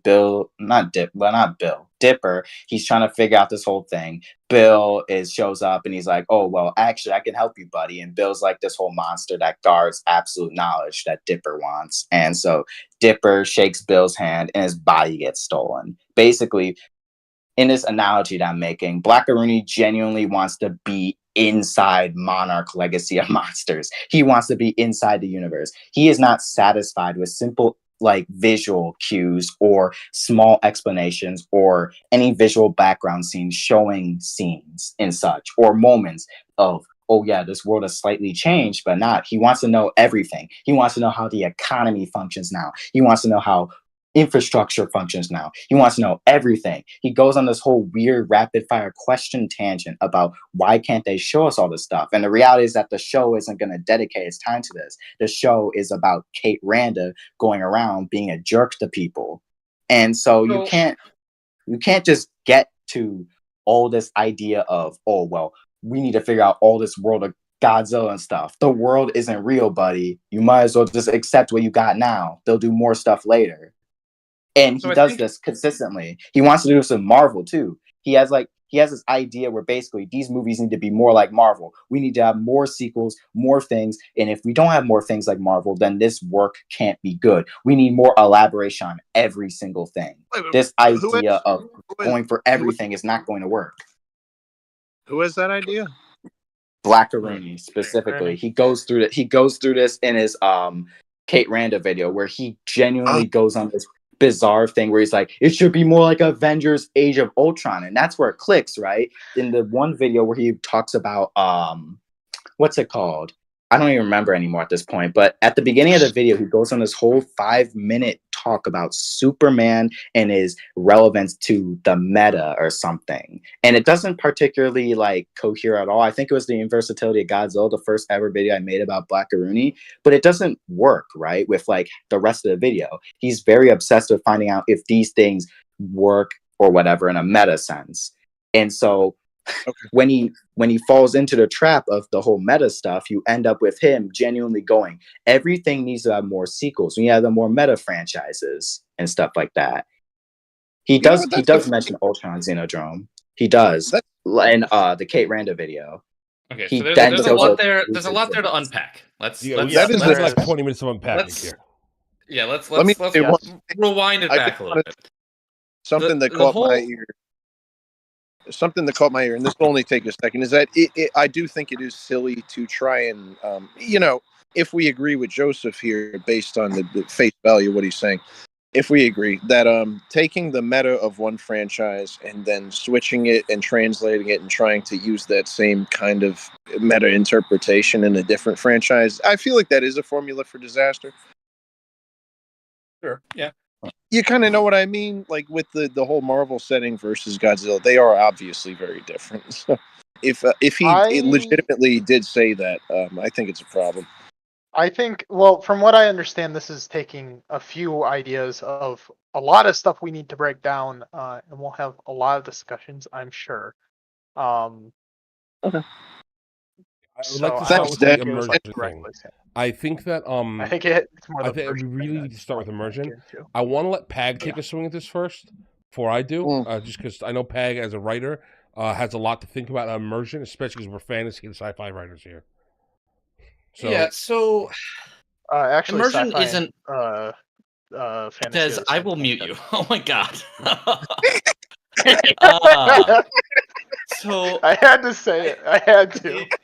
So the idea of immersion isn't exactly believing that the world is real. I mean it through a filmic standpoint, by the way. I don't mean it through like text based. So if that helps, it's either way. But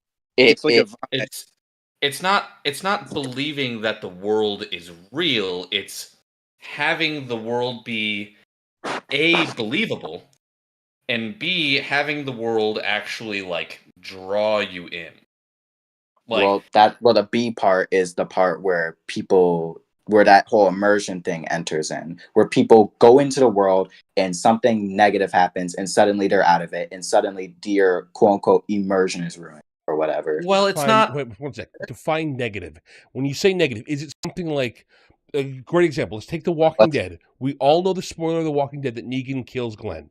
Is it Negan killing Glenn took you out of it because it's a bad thing because I liked Glenn? Or is that situation, good because The Walking Dead is supposed to be a movie or a show where anything can happen that people are bad? That's the thing that I want to know when you say it's a negative thing. Is it that I don't like this choice, or is it this thing was stupid? Because if Glenn had just, gotten hit in the head with a hammer and said, well, that's all, folks, and jumped into a Looney Tunes hole, would that not be immersion breaking for people? That's the what I got. Well, do you mean negative as in just like negative, like it's like a worse quality? Well, when I mean negative, I should probably elaborate. When I mean negative, I mean like you could say, for example, like let's just say a plot hole or something that doesn't make sense to somebody, right? Like, oh yeah, like how do I say it? It's like so it's not anything something you don't like. It's something that is damaging to the story. That's when we say negative. Well, narratively, I feel like it's like a combination of both. I should say. I always felt like it was like usually some people don't particularly care. But then some people do. There are some people who have made an entire business off of this, like CinemaSin / Mauler, who are ultimately the same person. But they're definitely not the same person. I actually have a lot to say about that. I can talk about that later. We can talk about that too, because I think that the immersion thing here, this is a key. We're not going to talk about that. Yeah, that could be front of the show. But the immersion thing here is very key, because I think that you're fundamentally misunderstanding. Again, I'm going to assume that you've dealt with a lot of bad faith people and a lot of idiots, because idiots will just tell you something that I don't like is immersion breaking. They're wrong about that. That happens all the time. I can think of about 4 stories that I know that I love that I hate the ending for, not because the ending was bad or poorly written. It's just like I don't like it.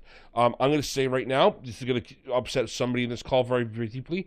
I don't like Blood Meridian's ending, even though it could not have ended any other way. I cannot see how you could end this. Well, it's just from a personal perspective. However, listen, that's not immersion breaking. DM me. I'll explain Pop, it. this is a personal preference. I like happy endings. But I don't think it's a bad story for the way they chose it. Same thing with No Country for Old Men. I don't like the ending, not because it's a bad ending, not because the ending is anti-thematic. It's just a personal preference. However, it's not No immersion breaking. Well, man, If anything, the way the endings are adds to the immersion because it really sells the world that McCarthy built up. I'm only bringing those up because I think those are the easiest for me. That it's a difference between liking something and being immersed in something. So that's what, I want to bring it up here for you. That's why I want to say, hey, if that's what you're going for, what you're trying to, what you're dealing with people, there's a distinction that you should shoot for.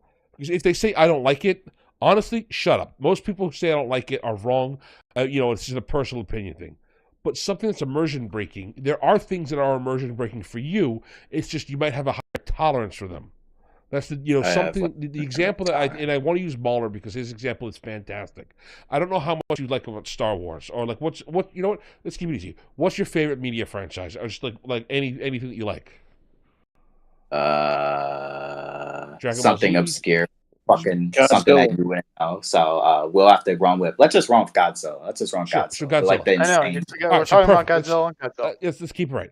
If partway through the latest Godzilla film, he sat down, pulled out a cigar, and looked at the screen, and said, "So, you had some good sex last night?" Well, looking at you like at the camera, and it says you, in the audience. Would that not be immersion breaking? Would you be like, "What the hell is going on right now?"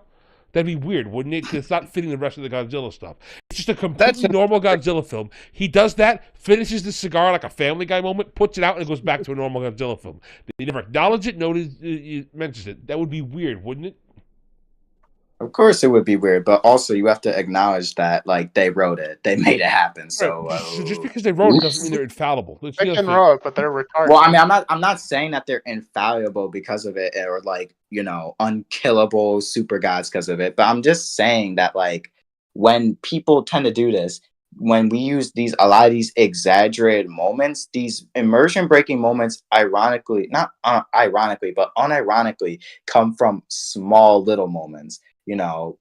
Plot holes. Do you believe that? And so a lot. And so I'm not saying every single one, but a lot of these things do come from that. A lot of times, and when people break out of this thing, they go, "What the hell have I been watching this entire time?" and stuff like that. Do you mean like over the course of a viewing? Let's say like the different levels of like. I feel like what you're describing is like aspects of immersion versus immersion itself, because I feel like immersion encompasses a whole bunch of different things as far as like how you feel and personal preferences and everything. I feel like what you're describing is like you mean like it builds up to the point where you get out of the theater and like you look at yourself and you go, damn, like I don't even remember what happened in that movie. Like, is it that sort of thing? It is a part of that. Like it builds up. You know what I mean? I feel like I feel like if I actually wanted to talk about it in super length, I think I would have to write a whole paper, because like I feel like running off of like what I'm saying right now is like an idea that I've been running with for a very long time, but I've never got to like fully express it beyond the basic idea of like using example like Prometheus 2012, one of my favorite movies, really funny movie, good movie.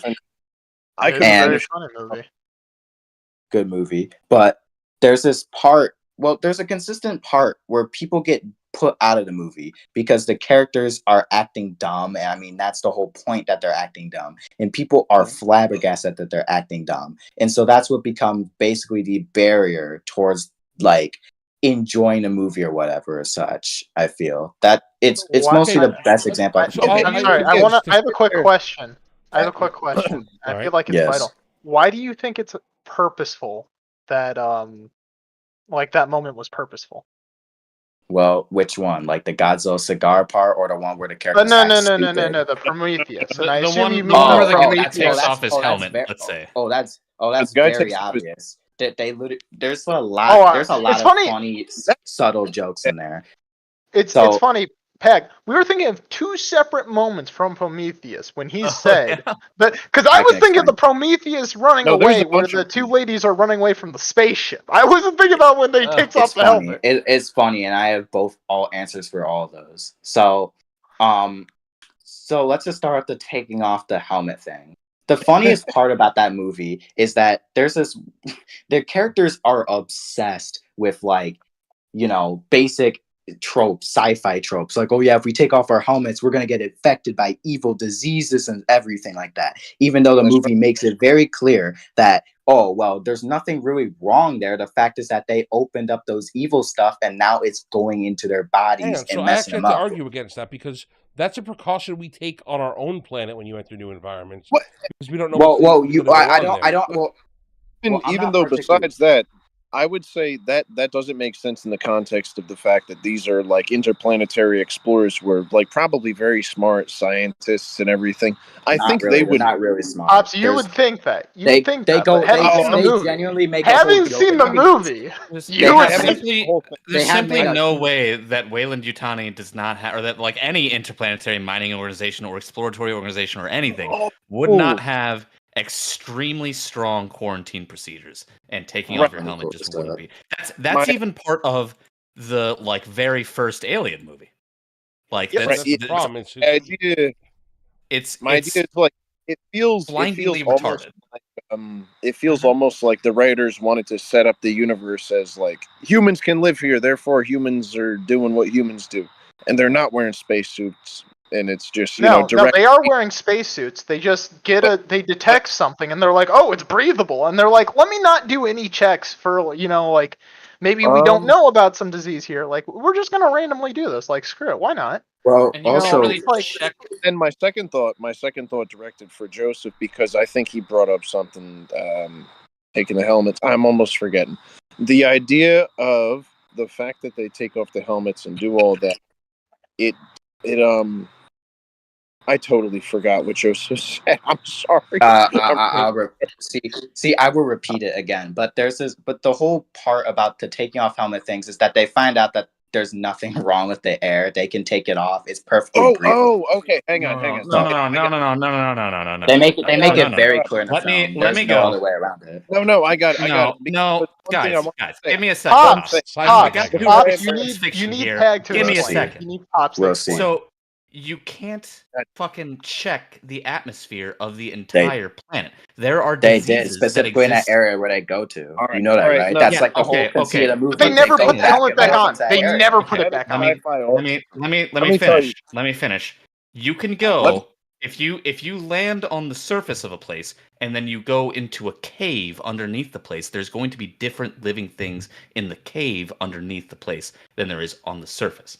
Yeah, the that's idea that the surface is not though, because it kills them really hard for different reasons. Big sandstorms. They make it very clear. Yes. So they walk into this cave and they're like, oh, so the air is oxygen. It has oxygen in it. We can breathe the air. That doesn't mean that they have tested all of the air and they have tested the like microbials on this planet to know what lives on this planet.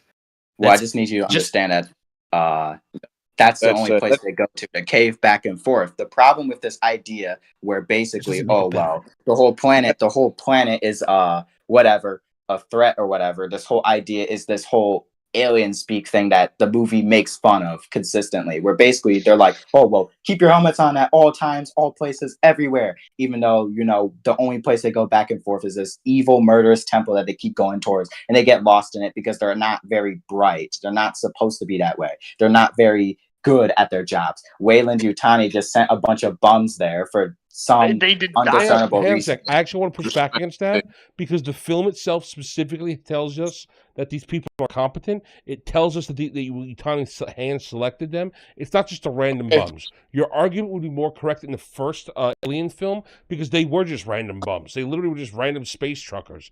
I'll even grant you that some of the people acting stupid at Alien would make more sense. The other issue that we really and the random space truckers. They have quarantine procedures. Those random space truckers. I was even going to say that. In Alien, they act a lot smarter, ironically, and they're the random space truckers. I think the problem... The other problem is here, Joseph, and I want to explain why this is an issue. Hang on, this is important.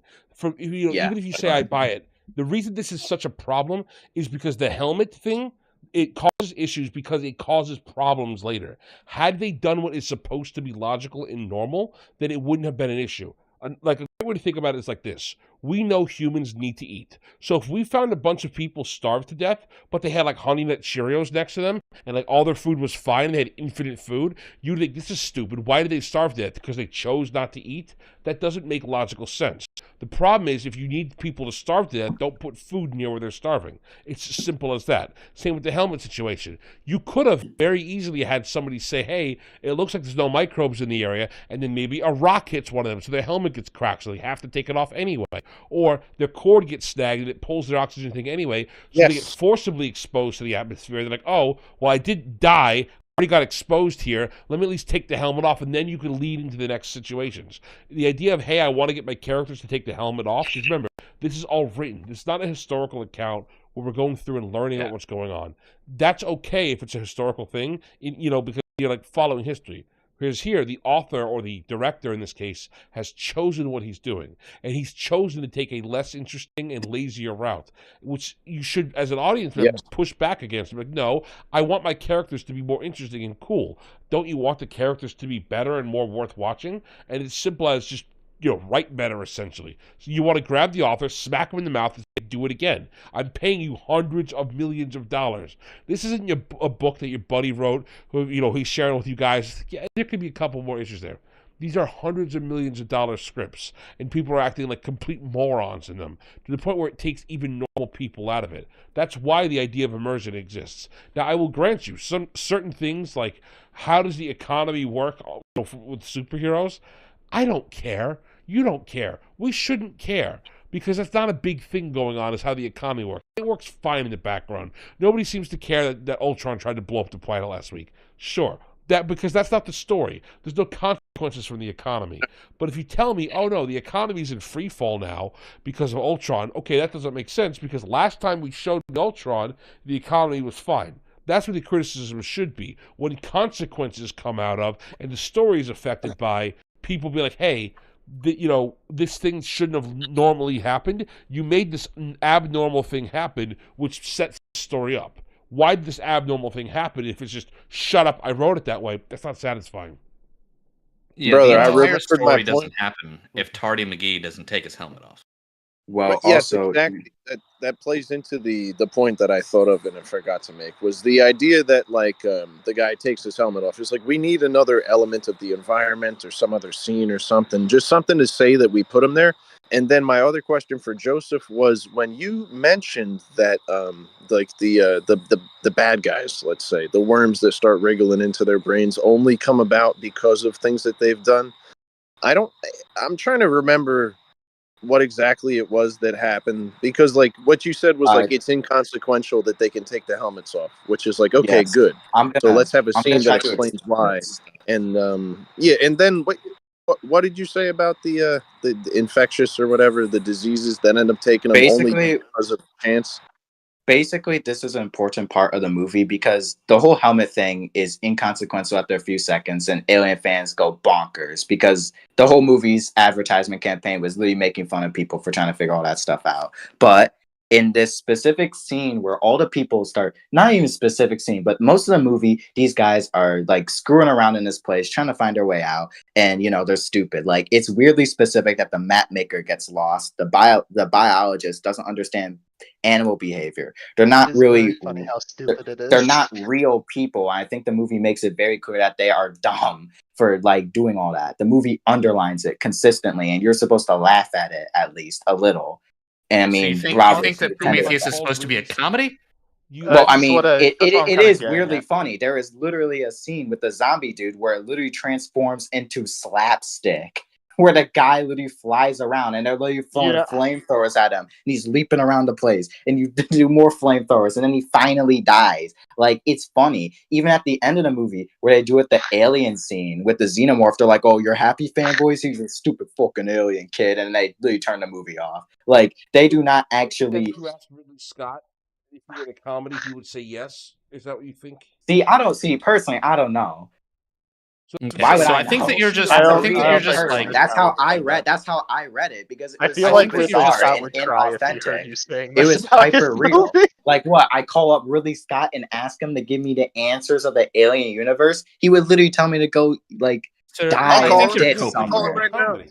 Because if you I laugh think got you're him on the coping line. so hard. We'll bring him into the next podcast. I'll bring him in. Don't worry.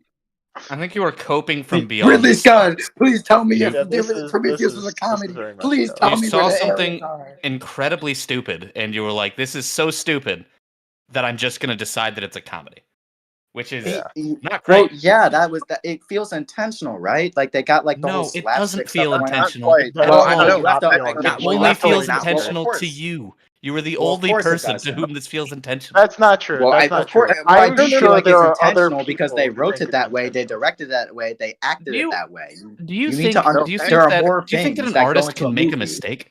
Do you think that an See, artist honest- can make a mistake when he makes a piece of art? Do you think that it's Well, possible I mean, for in an artist to make a Prometheus, mistake? he didn't. Ridley Scott didn't make a mistake because the whole intention of the movie was That's to not my make fun question. of alien fans. Do you So think? Why do you think it's so making fun of alien hang on, fans? No, that's the He's just intent. decided The this. intent. He's just How do we coping. know He's the just intent? decided this.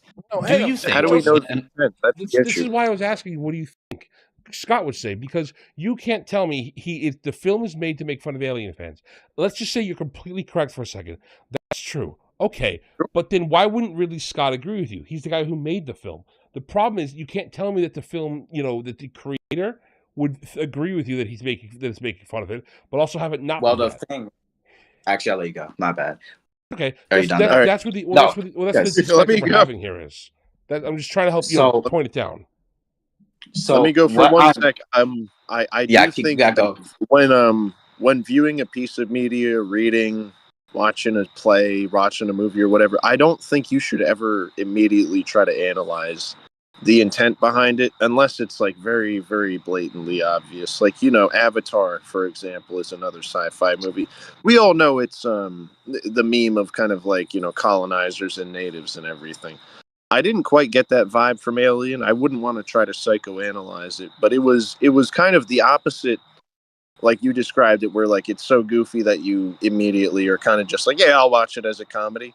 It was kind of, for me, the same way I described the other Godzilla movies, where it was like it almost felt like they were taking themselves too seriously while also not quite being believable enough with the consistencies and everything, that it felt like if they just committed to being silly, it would be silly, and but they didn't, and so it just fell somewhere in between, where it just was awkward. I didn't really like that movie. Well, see, I don't particularly disagree with you feeling that way, but I feel like the problem is that when we try to apply this towards Prometheus, there's this bizarre revulsion going around that Prometheus didn't intentionally make hyper real, inauthentic characters. They literally have a whole scene where they go into the building and they're not a building, but the cave, and they're not surprised because it's filled with amusement, right? They're like, oh, well, this is where we're at now, and then that's when they get lost, they mess up, and then David, the audience character, who's the only smart character actually, who doesn't actually want to help any of these guys, literally takes out the black goo and goes, you want to find God? Here you'll become a god, and all that stuff. So I think the problem movie that we're running into here, Joseph, is you're telling me that it was intentionally done that way by the creator, that he intentionally set it up this way? Because what we're arguing is that the creator did this on accident. That he accidentally set this up like this. Well, how do you know that the creator did it on accident? How can you argue that they did it on accident when the movie was clearly put in a direction of this way, when they clearly gave the people how to act this, how to write this, and so on? They did all that. They did all that. Well, I do actually have a few things I would like to cite. First, clearly, you have some contention with, because we're having an argument here, so it's at least not crystal clear. Second, in interviews that he's done, he has said specifically this is a serious film, a more philosophical thing. He's argued with people that the characters are stupid. Interviewers have gotten in many arguments with him when he said, no, the characters weren't stupid. They made logical choices. That's the thing. What he says and how he explains it is different from what we see in here. Well, that's why the movie kind of speaks for itself while also functioning as let me rephrase this. I think like the thing that makes Prometheus set apart from like a majority of the Alien movies, specifically the two Ridley Scott sequel movies, is that like they are brazenly mean for some bizarre reason. They don't like the people in there. What Ridley Scott, I feel like when he Okay. when he talks about like these people in general, what he does is that he consistently makes them dumb flesh bag idiots who are going to die, and he's very aware of this. And I feel like the thing is that in these contexts of these things where people go, oh well, the characters were acting dumb and stuff, Ridley Scott himself particularly is aware that the Alien fans at the time or so wanted secrets, right? The whole idea was that, oh yeah, well, Prometheus will reveal the secrets of the world. The xenomorphs would be the #1 species or whatever. They'd be ancient demons and all that stuff. People would like be waiting for that, right? The advertisements made it clear. And I feel like Ridley Scott's like opinion towards this kind of like, I feel like it functions as like a comedy in a way. Like he's not particularly being open about like the idea that these characters are being like intelligent or dumb per se in these interviews, but I feel like he's being deliberately like beckoning these guys to go and watch the movie again, to go see, to be like, oh well, these guys are stupid, and he's like, oh no they aren't, maybe watch the movie again kid, in that kind of way. I feel I kind of interpret it like that. Obviously, So you don't you're have to see it you're that at the way. point where you're literally like seeing him say things, and you're like, no, he doesn't mean that. He means what I mean. Like you're I literally mean, I'm taking not the author's arguing through that correct lens. words You and are, interpreting them to be the because See, opposite. kid I'm not literally arguing through that said, lens. "Hey, here's what about this like time he was arguing with interviewers," and you're like, "No, he didn't mean that." So, like, Well, what do you there are mean? cases. Well, He's committed 5D Yeah. chess when he is a man is incredibly serious about every single film he makes, to the point where like Yeah, of he will go course. out of his He way was to even tell serious about Napoleon, the movie where literally Napoleon like does crazy stuff in that movie more No, than no, the no, real no, life no. version. That's also copium, because No, Napoleon it's also not copium no, Ridley because Scott deliberately Napoleon, goes out because of he Ridley said the Scott goes out incredibly of his stupid way thing of specifically to like make fun of historical guys for doing that. Ridley Scott literally does this for no reason. He's very serious about this stuff. Napoleon. He said a very stupid thing during the Napoleon Yeah. thing. He literally was like, "What, were you there for the pyramid thing?" Like that's an actual response to like the Yes, retarded of course. like. Ridley Scott is very open about being openly very condescending and serious. So if he's open about being condescending in interviews now, why was he not open then?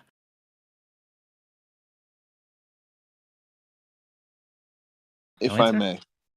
If I may, I do think I wanna like kind of bring in the perspective of it. This is a certain All quote that right, someone. if I may. Man, I think Justin just cut out the there, buddy. Shoot. No. Yeah, so well, he gets himself figured out. God bless him. Pag, you've posted the quote multiple times of like, do not credit to malevolence what can be like, you know, Sorry, I'm categorized. back. Sorry, there is something. Internet issues. Hey, buddy, it happens all the We time. know a thing or two about that. So, yeah, so the quote that you were going to get, Pop, is do not credit to malevolence what you can credit to ignorance. And that's a Right. thing that I live by, especially because people I will make feel mistakes like- way more often be evil. That's way more often.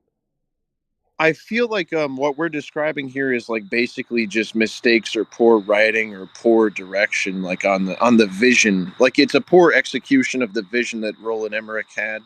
And it's like I get why some people look at that and they go, oh, well, if he meant this, it's funny as hell. Versus like somebody being like, well, I know what he's trying to say, but it comes across poorly. I'm not sure where we're coming from on that perspective when it comes to Prometheus, but I feel like it applies. I'm trying to figure out where Joseph is coming from here, because I feel like we have a very just difference in the fundamental interpretation of what we saw. Well, the difference is that we're saying, hey, he meant this, and it was like stupid, like he failed, just flat out he did it wrong. Ridley Scott. And then Yeah, Ridley Scott failed. He made mistakes when he made that piece of art, and that's my all there is. issue. Where My issue is Joseph. the. Oh my goodness. Hang on, Des, please. My one issue is that it sounds like it's an assumption of his own intention. Now, I would never presume on someone's intention unless I could literally talk to them myself. That's just me. Because it's like, you know, when you read a lot of books, it's like sometimes you'll read 10 different interpretations of like the message behind a book. Like I had an English teacher in high school who interpreted The Great Gatsby as Gatsby was like a ghost, like magician or something. Like he taught us that He taught us from a unique perspective, and it was interesting and everything. But it's like most of us disagreed with him, but it was still interesting to learn. Like I wouldn't jump into something and go like, "This is what he's saying. This is obviously what he meant." That's my issue with the interpretation that we're getting here from Joseph. And I feel like if you can explain it for sure, go for it. But I feel like we're not quite understanding what you mean.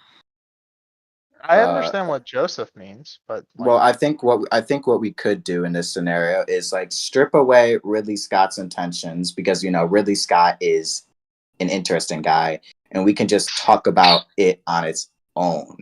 Yeah, the characters, like they talk about it on its own. He's created a piece where he has these interstellar explorers, and they have all of this technology that should make them immune to some of these perils, such as being lost or, catching communicable diseases from the atmosphere. And then they just don't use them. Well, like stripping Ridley Scott's intention, if he wanted to make a comedy movie, that is retarded. Well, I mean, beyond that, like he's the thing with it is that they're supposed to be professionals. The whole thing with this that we find out at the end is that this is the team that's gonna try and like get isn't it like trying to get Wayland immortality? Like, of course he's gonna bring the best of the best team, and the movie acts like they are the best of the best, even though they make constantly, like several of them make bizarre decisions.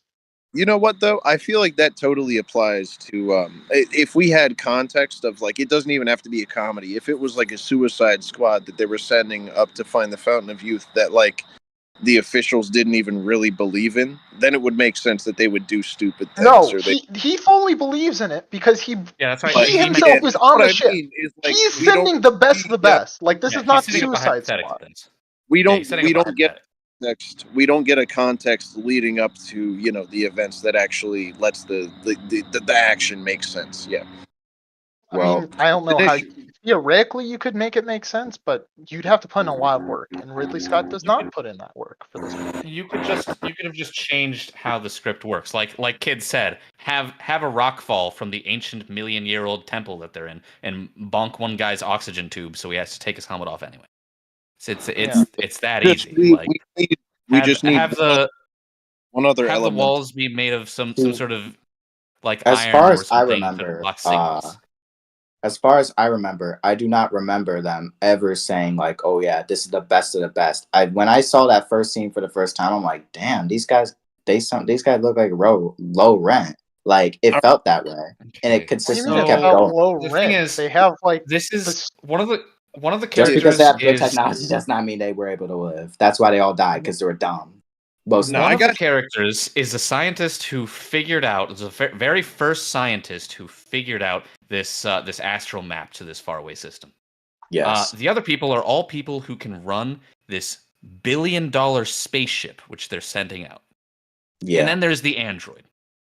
Not $1 billion. Not only $1 billion spaceship, $1 billion spaceship with the space president of Amazon. They got Jeff Bezos on this thing. Okay. So hang on, I do want to read this to you. This is the official description of the movie. So when you see on the back of the box art, this is what they uploaded to IMDb. This is Ridley Scott would have had to approve this.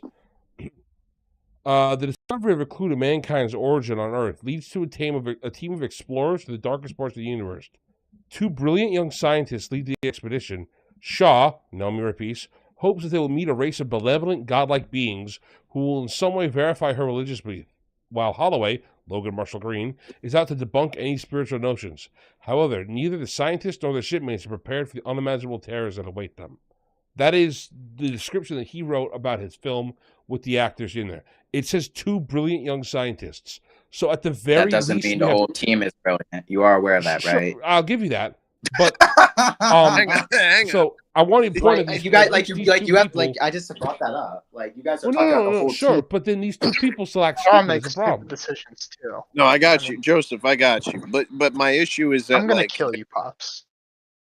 Listen, there are certain things that now. if I'm watching a movie with no context, let's say I didn't read the Wikipedia, I don't watch interviews, I don't watch commercials, I don't own the TV. Let's say hypothetically, now I would never do this, but let's say I pirated it, right? Yeah. Now, with no context, I'm assuming that the crew of people sent to discover a new planet are going to be extremely competent.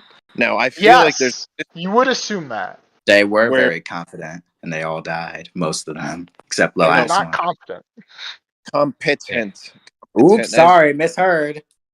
But yeah, no, I got you. But I know but that you're saying that those are the events of the film, that they weren't very competent. What we're saying is that that's fucking stupid. That is very, very stupid. The way, writing a movie such that your interplanetary explorers in their multi-billion-dollar starship is with Jeff Bezos. With Jeff Bezos, with the person who owns the ship and the company on board, is very, very stupid. This is why I'm getting at the original thing. Can an author make a mistake? Is it possible for an author to write a script, to write a book, to write whatever it is, and in that make a mistake in the plot itself? Is that possible? Well, I mean, since we're running off of Prometheus logic here, before we get into that question, the problem with that... do not, no! No. We gotta do this before we go. We gotta do this before we go, because this is important. This is important, because we're running off of that logic. Answer the question. Well, unfortunately, we can't answer the question until we answer the logic of the Prometheus thing. You literally put the plot twist at the beginning of the movie at the forefront, making it seem that it seems dumber for, oh yeah, well actually guys, they're on $1 billion spaceship. Amazon, Jeff Bezos is on there. Well, it is. Yes, it is. They literally function it. And if you watch the movie, it is a plot twist that he's aboard. It is a plot twist that he's aboard. Nobody knows this. The problem is that one of you is putting it up front and up center as a way to degrade the movie for being, oh yeah, well they wouldn't be dumb because Space Jeff Bezos is on there, and then one of you going, well actually it's not a plot twist. So we can't be running off of this logic. This doesn't make sense.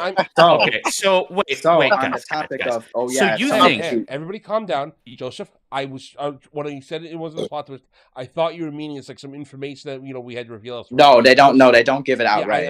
I understand to the characters it's a plot twist, but to us as the audience, it's not some weird thing that we have to get from third-party book. I thought it was like when we were talking about it, I was like, no, I thought it was in the film. That's what I was saying. Yeah, it is as far as it's a whole plot twist. In the film's universe, Jeff Bezos put himself on this ship. That's but nobody knows it until that scene happens. Sure. Do you understand that when you write a book, you have the end already? Like when you write a book, you're creating the whole piece. It is but when you're writing a script. Movie. Yes, you idiot. It's the same thing. When you write a script for a movie, you have the end. If you put something in at the beginning that makes the end not make any sense, it's still in the script. You get that, right? Okay, but it's still a plot twist. So you can't just put it forefront, up in front and center to act like, oh yeah, well actually the characters are dumb. Well, I mean, you did. So why would he hire a team of idiots when his own life is on the line? You see, this is a good question, actually. Okay. You see, let me pull this up real quick, because actually I did write something about this, so you guys can read the chat or something. Nice. Go ahead. I'm going to pull it up eventually. Give me a second somewhere. Jamie, pull it up.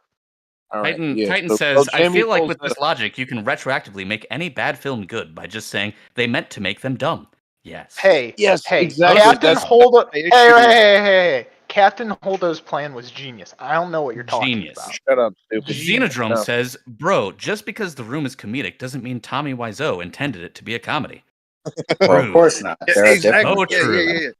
That's my issue. My issue as far as our interpretation of, let's say, Alien Prometheus versus Joseph's interpretation is that we maybe we are EFAP logic brains or whatever, but I don't think there's any prior contextualization that implies that anything is meant to be actually funny, especially when you consider that what's his name, Ridley Scott. He tries to make pretty intense kind of serious movies. He's not a comedy guy, so right off the bat, like what I was trying to say, like right off of the bat, with no context, I'm not going to go, oh, I want to laugh at this. I'm going to look at it and go like, oh, it's Prometheus, it's Alien. I want to be like, invested in an intense, interesting story and thought-provoking and everything. I'm not sure why exactly you would go, they meant for it to be a comedy, because I feel like it just doesn't fit with the franchise, the director, or any of that. Well, since I just finally pulled it up, before I do want to answer that, the thing about a lot of the Alien movies is that, specifically the ones that Ridley Scott made, these ones are really just like terrible to the people involved. So I think like Prometheus, like yes, they are. I mean, have you not seen Alien They're Covenant? They definitely literally cool just to the I mean, well, humans I act thought we as were humans including act the as like original ones. I'm like, the the human. original one, like, no, but The like, yeah, but original like, one, use they're them, kind of flex like balls. the original You one, gotta they're work. kind of like that too. But like it's like No, a no, they're proto not. I totally before Ridley Scott eventually pivots into being full on like actually the humans are actually stupid morons and they all need to die to the aliens. Like the first one doesn't pivot in that way, but like later on with these later ones, that's when Ridley Scott actually does that. Prometheus is the weird campy one where as I'm pulling up right now, it kind of aligns from the only smart character in the movie, David's POV, the android dude. And so he's the first dude you see in the movie, and he's like kind of like the focal character here. When you see David, you're kind of like, finally, thank God, a logical person on this thing. And he's going around experimenting with all this stuff. And people are going like, oh, the black goo's toxic, guys. And David just touches it normally. And they go, why aren't you wearing a helmet, David? And David literally just pulls up like Lake and psychoanalysis on them and goes, well, it would make me look weird. It would make me stand out, the real and all that stuff. And so I mean, the robot acts stupid too, to be fair. Well, because not particularly. The robot knows everything. That's the whole point. That's why he touches the black. That's why he touches the black goo. That's why he does all this stuff, because he knows it's not going to affect him. That's why even in the wait, Joseph, I that's need why you to stop even for in one the second. end. Yeah, go ahead. So let me say why the robot is stupid, because he goes up, he puts the black goo in his cup, but he doesn't even do it subtly. And he does it directly after asking him a question. Like, so it's like even more obvious. And the only reason he gets away with it is because the guy who is an atheist or whatever, like he just doesn't see him for some reason, even though he obviously puts his finger into the drink. Which was stupid of him. He should have done it like a lot more subtly. So a few things we need to get. David's very open about this stuff, though. Well, hang on a sec. Chat has a couple points that we need to make. Poisoning him. He's not being open about that. Guys, we got announcements, baby. We have a super chat first and foremost. Thank you, Legacy. Legacy says it's better to let people experience what the story's making fun of than saying the intention was to mock it, but subtlety is a lost art. That's an interesting point, Legacy. I can get down with that. But I also want to point out a couple things that Titan has pointed out and AJB has pointed out. And this is a question directly to you, Joseph, and this is the audience asking. So with the logic of that, because Ridley Scott wrote it this way, it was always meant to be this way, and it's like okay because of that. By that logic, Rooney's script is a masterpiece because there's no issues with the way he portrays Godzilla because he's the author and he wrote it that way. You see kind of the problem with the overinterpretation? Well, I can address this. I can address this because this is kind of like... Go on. I don't even think you need to. I literally... I mean, it's more like a rhetorical one, but I'll just answer anyways. It's kind of easy to identify where Prometheus is funny in a way and where Black Rooney's story walks into a pitfall. Okay, so you just decided. That's all the difference is. You don't like Rooney and you do like Prometheus, so you just decided. Okay. Well, I mean, I don't see a problem with deciding which one is the one that specifically is doing it better. Black Rooney's is not camp. So you can't particularly compare that to Prometheus. I don't think Ridley Prometheus is Prometheus. It is very campy. No, you're just saying it's not very campy. It is not campy. Have you not watched literally the movie? when it came out? It was not campy. There's a lot of dumb moments in there, and it deliberately is hyper real, inauthentic. You're just saying like that it's deliberate. Movies. You're just deciding that it's deliberate. Okay, so I am saying that's deliberate. Back to the important question. I'm not saying that. Can an author? The movie is What, bro? You keep asking me that question, but the problem and you isn't haven't with this answered it question. yet. Well, I mean, Why of don't you course I fucking haven't answer the answered it. question? I don't see why I have to answer when you already know how I feel about that. It's I very don't know simple. how you feel. How do you feel? See, okay, since you don't know, let's talk about this real quick. I personally believe that it can be possible. Of course, it always is. Anyone can do it. Anyone can screw up. Anyone can blah, blah, blah, blah, blah. You know, nobody is perfect. But with Prometheus, it's a very, like, intentional thing. Like, for a lot of this whole argumentation so an that author is rolling can around. make a mistake, but you've just decided that Ridley Scott doesn't, in spite of all evidence to the contrary, in spite of Well, what's I mean, actually in the script, in spite of the description for the movie, in spite of the interviews that he has made. the You're just description didn't particularly. deciding. The Well, the description literally description called the particularly two didn't main prove characters anything. brilliant. The Okay, description but never said the literally whole team was brilliant, as I said. But So those you two are literally, characters are also retarded. They make a lot of stupid decisions. every Yes, character makes a they stupid both make decision. very That's the stupid. point. The only actual smart Oh my character god, is what is David. the point? They call them brilliant and then they turn around and make them make stupid decisions. Yeah, that is because clearly an authorial mistake. it's not an authorial mistake. You know that, right? Why not? Oh no, I don't know that. You're just See, saying actually, that. You were just let's saying just these talk things. about it because I just want to bring this out. There's this let me pull it up because I did write about this too. Go ahead. Why don't you just expound on your own thoughts in a natural manner? Can't. Sorry, I I don't always have write that things I before I believe do that it. you can't actually. I do believe that. I actually have to write. I write everything before I bring it up. So sorry. It's Explain it unfortunate. to us, though. When I pull it up, yeah, I can. Because I try to like combine both the talking point and the other point, but where is it? I'm real interested to hear.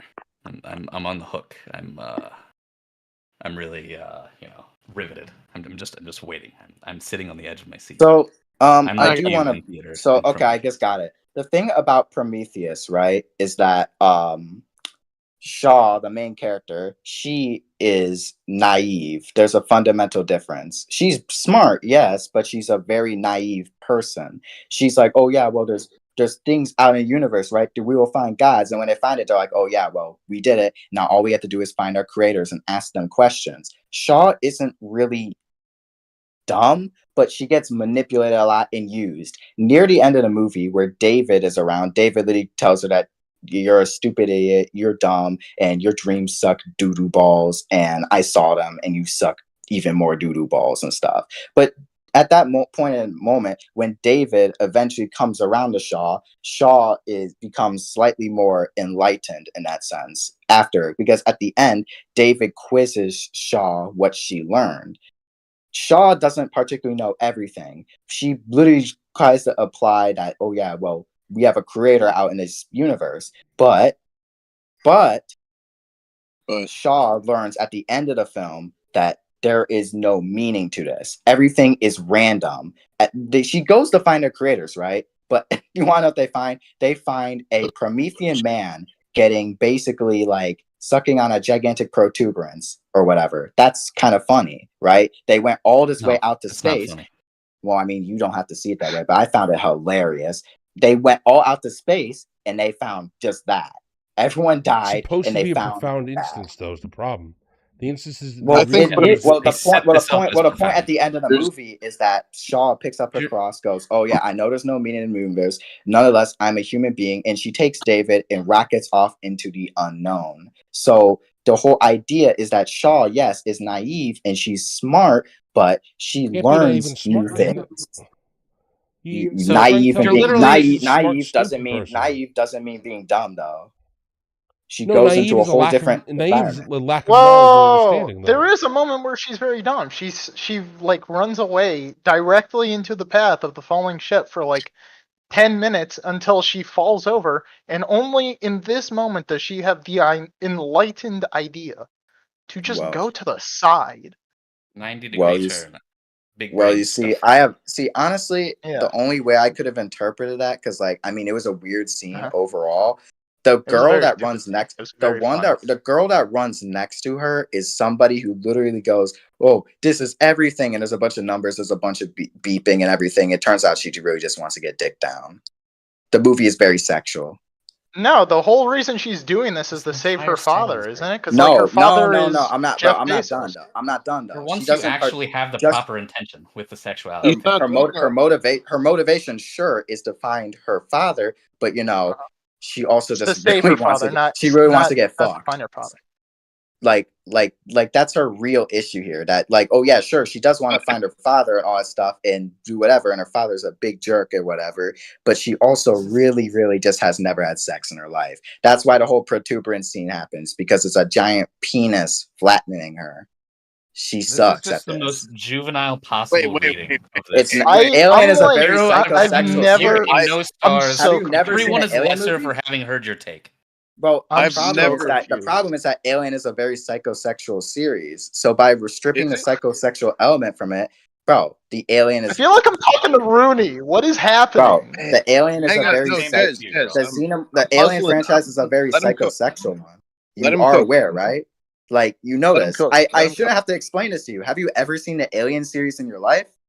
I've seen part 4. It was great. Good enough. But every single Alien movie is more about interpretation and not about literal things.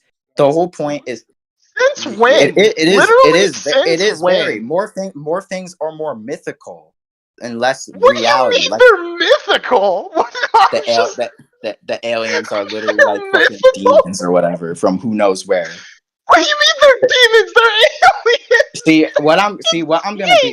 What I'm getting at here is that the Alien movies are intentionally designed to be this way. They're weird because they're like that. Sure, the aliens have a literal origin, but you know, in the context of the film, you know, I wish I died. Evil space demons on shit. I mean, you don't have to take that literally, but like, you get the point, right? There's like, oh yeah, the engineers who are the guys or whatever. This is why every single person at least once has drawn Alien with religious leanings and everything.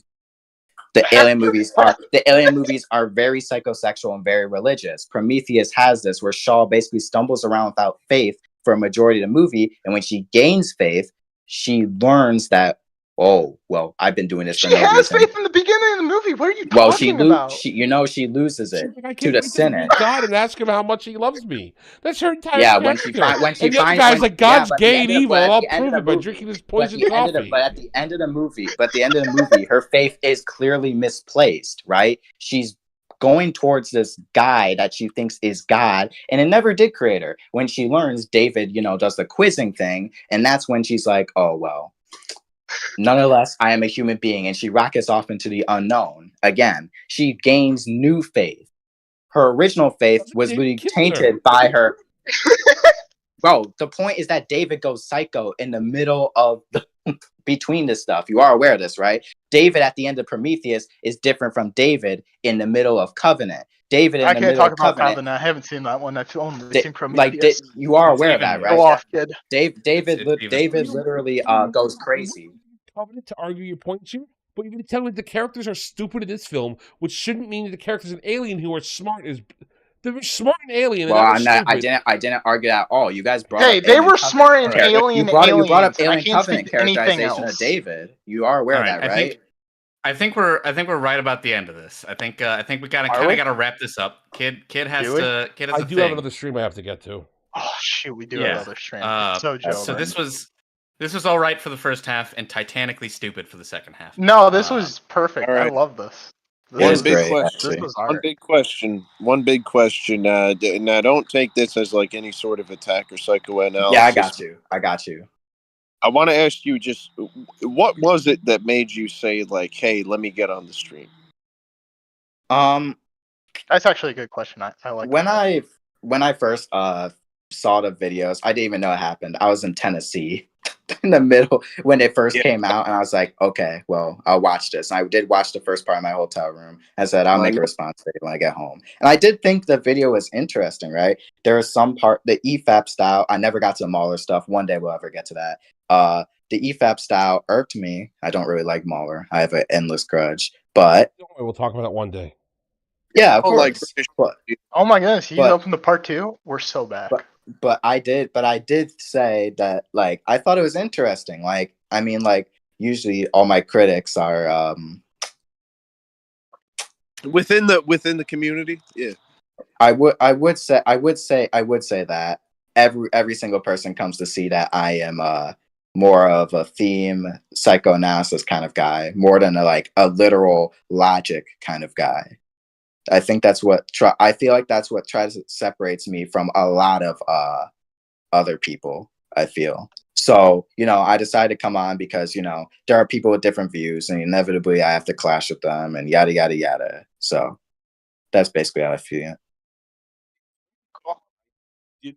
Conversation. It was definitely enlightening, and This I is think I fantastic. understand your perspective a lot more, way better now than trying to respond to the other videos, and I'm glad you came on. Yeah, Definitely. fun time. Mhm. Despite my insults, mad credit for coming into the lion's den. Yeah. Of course.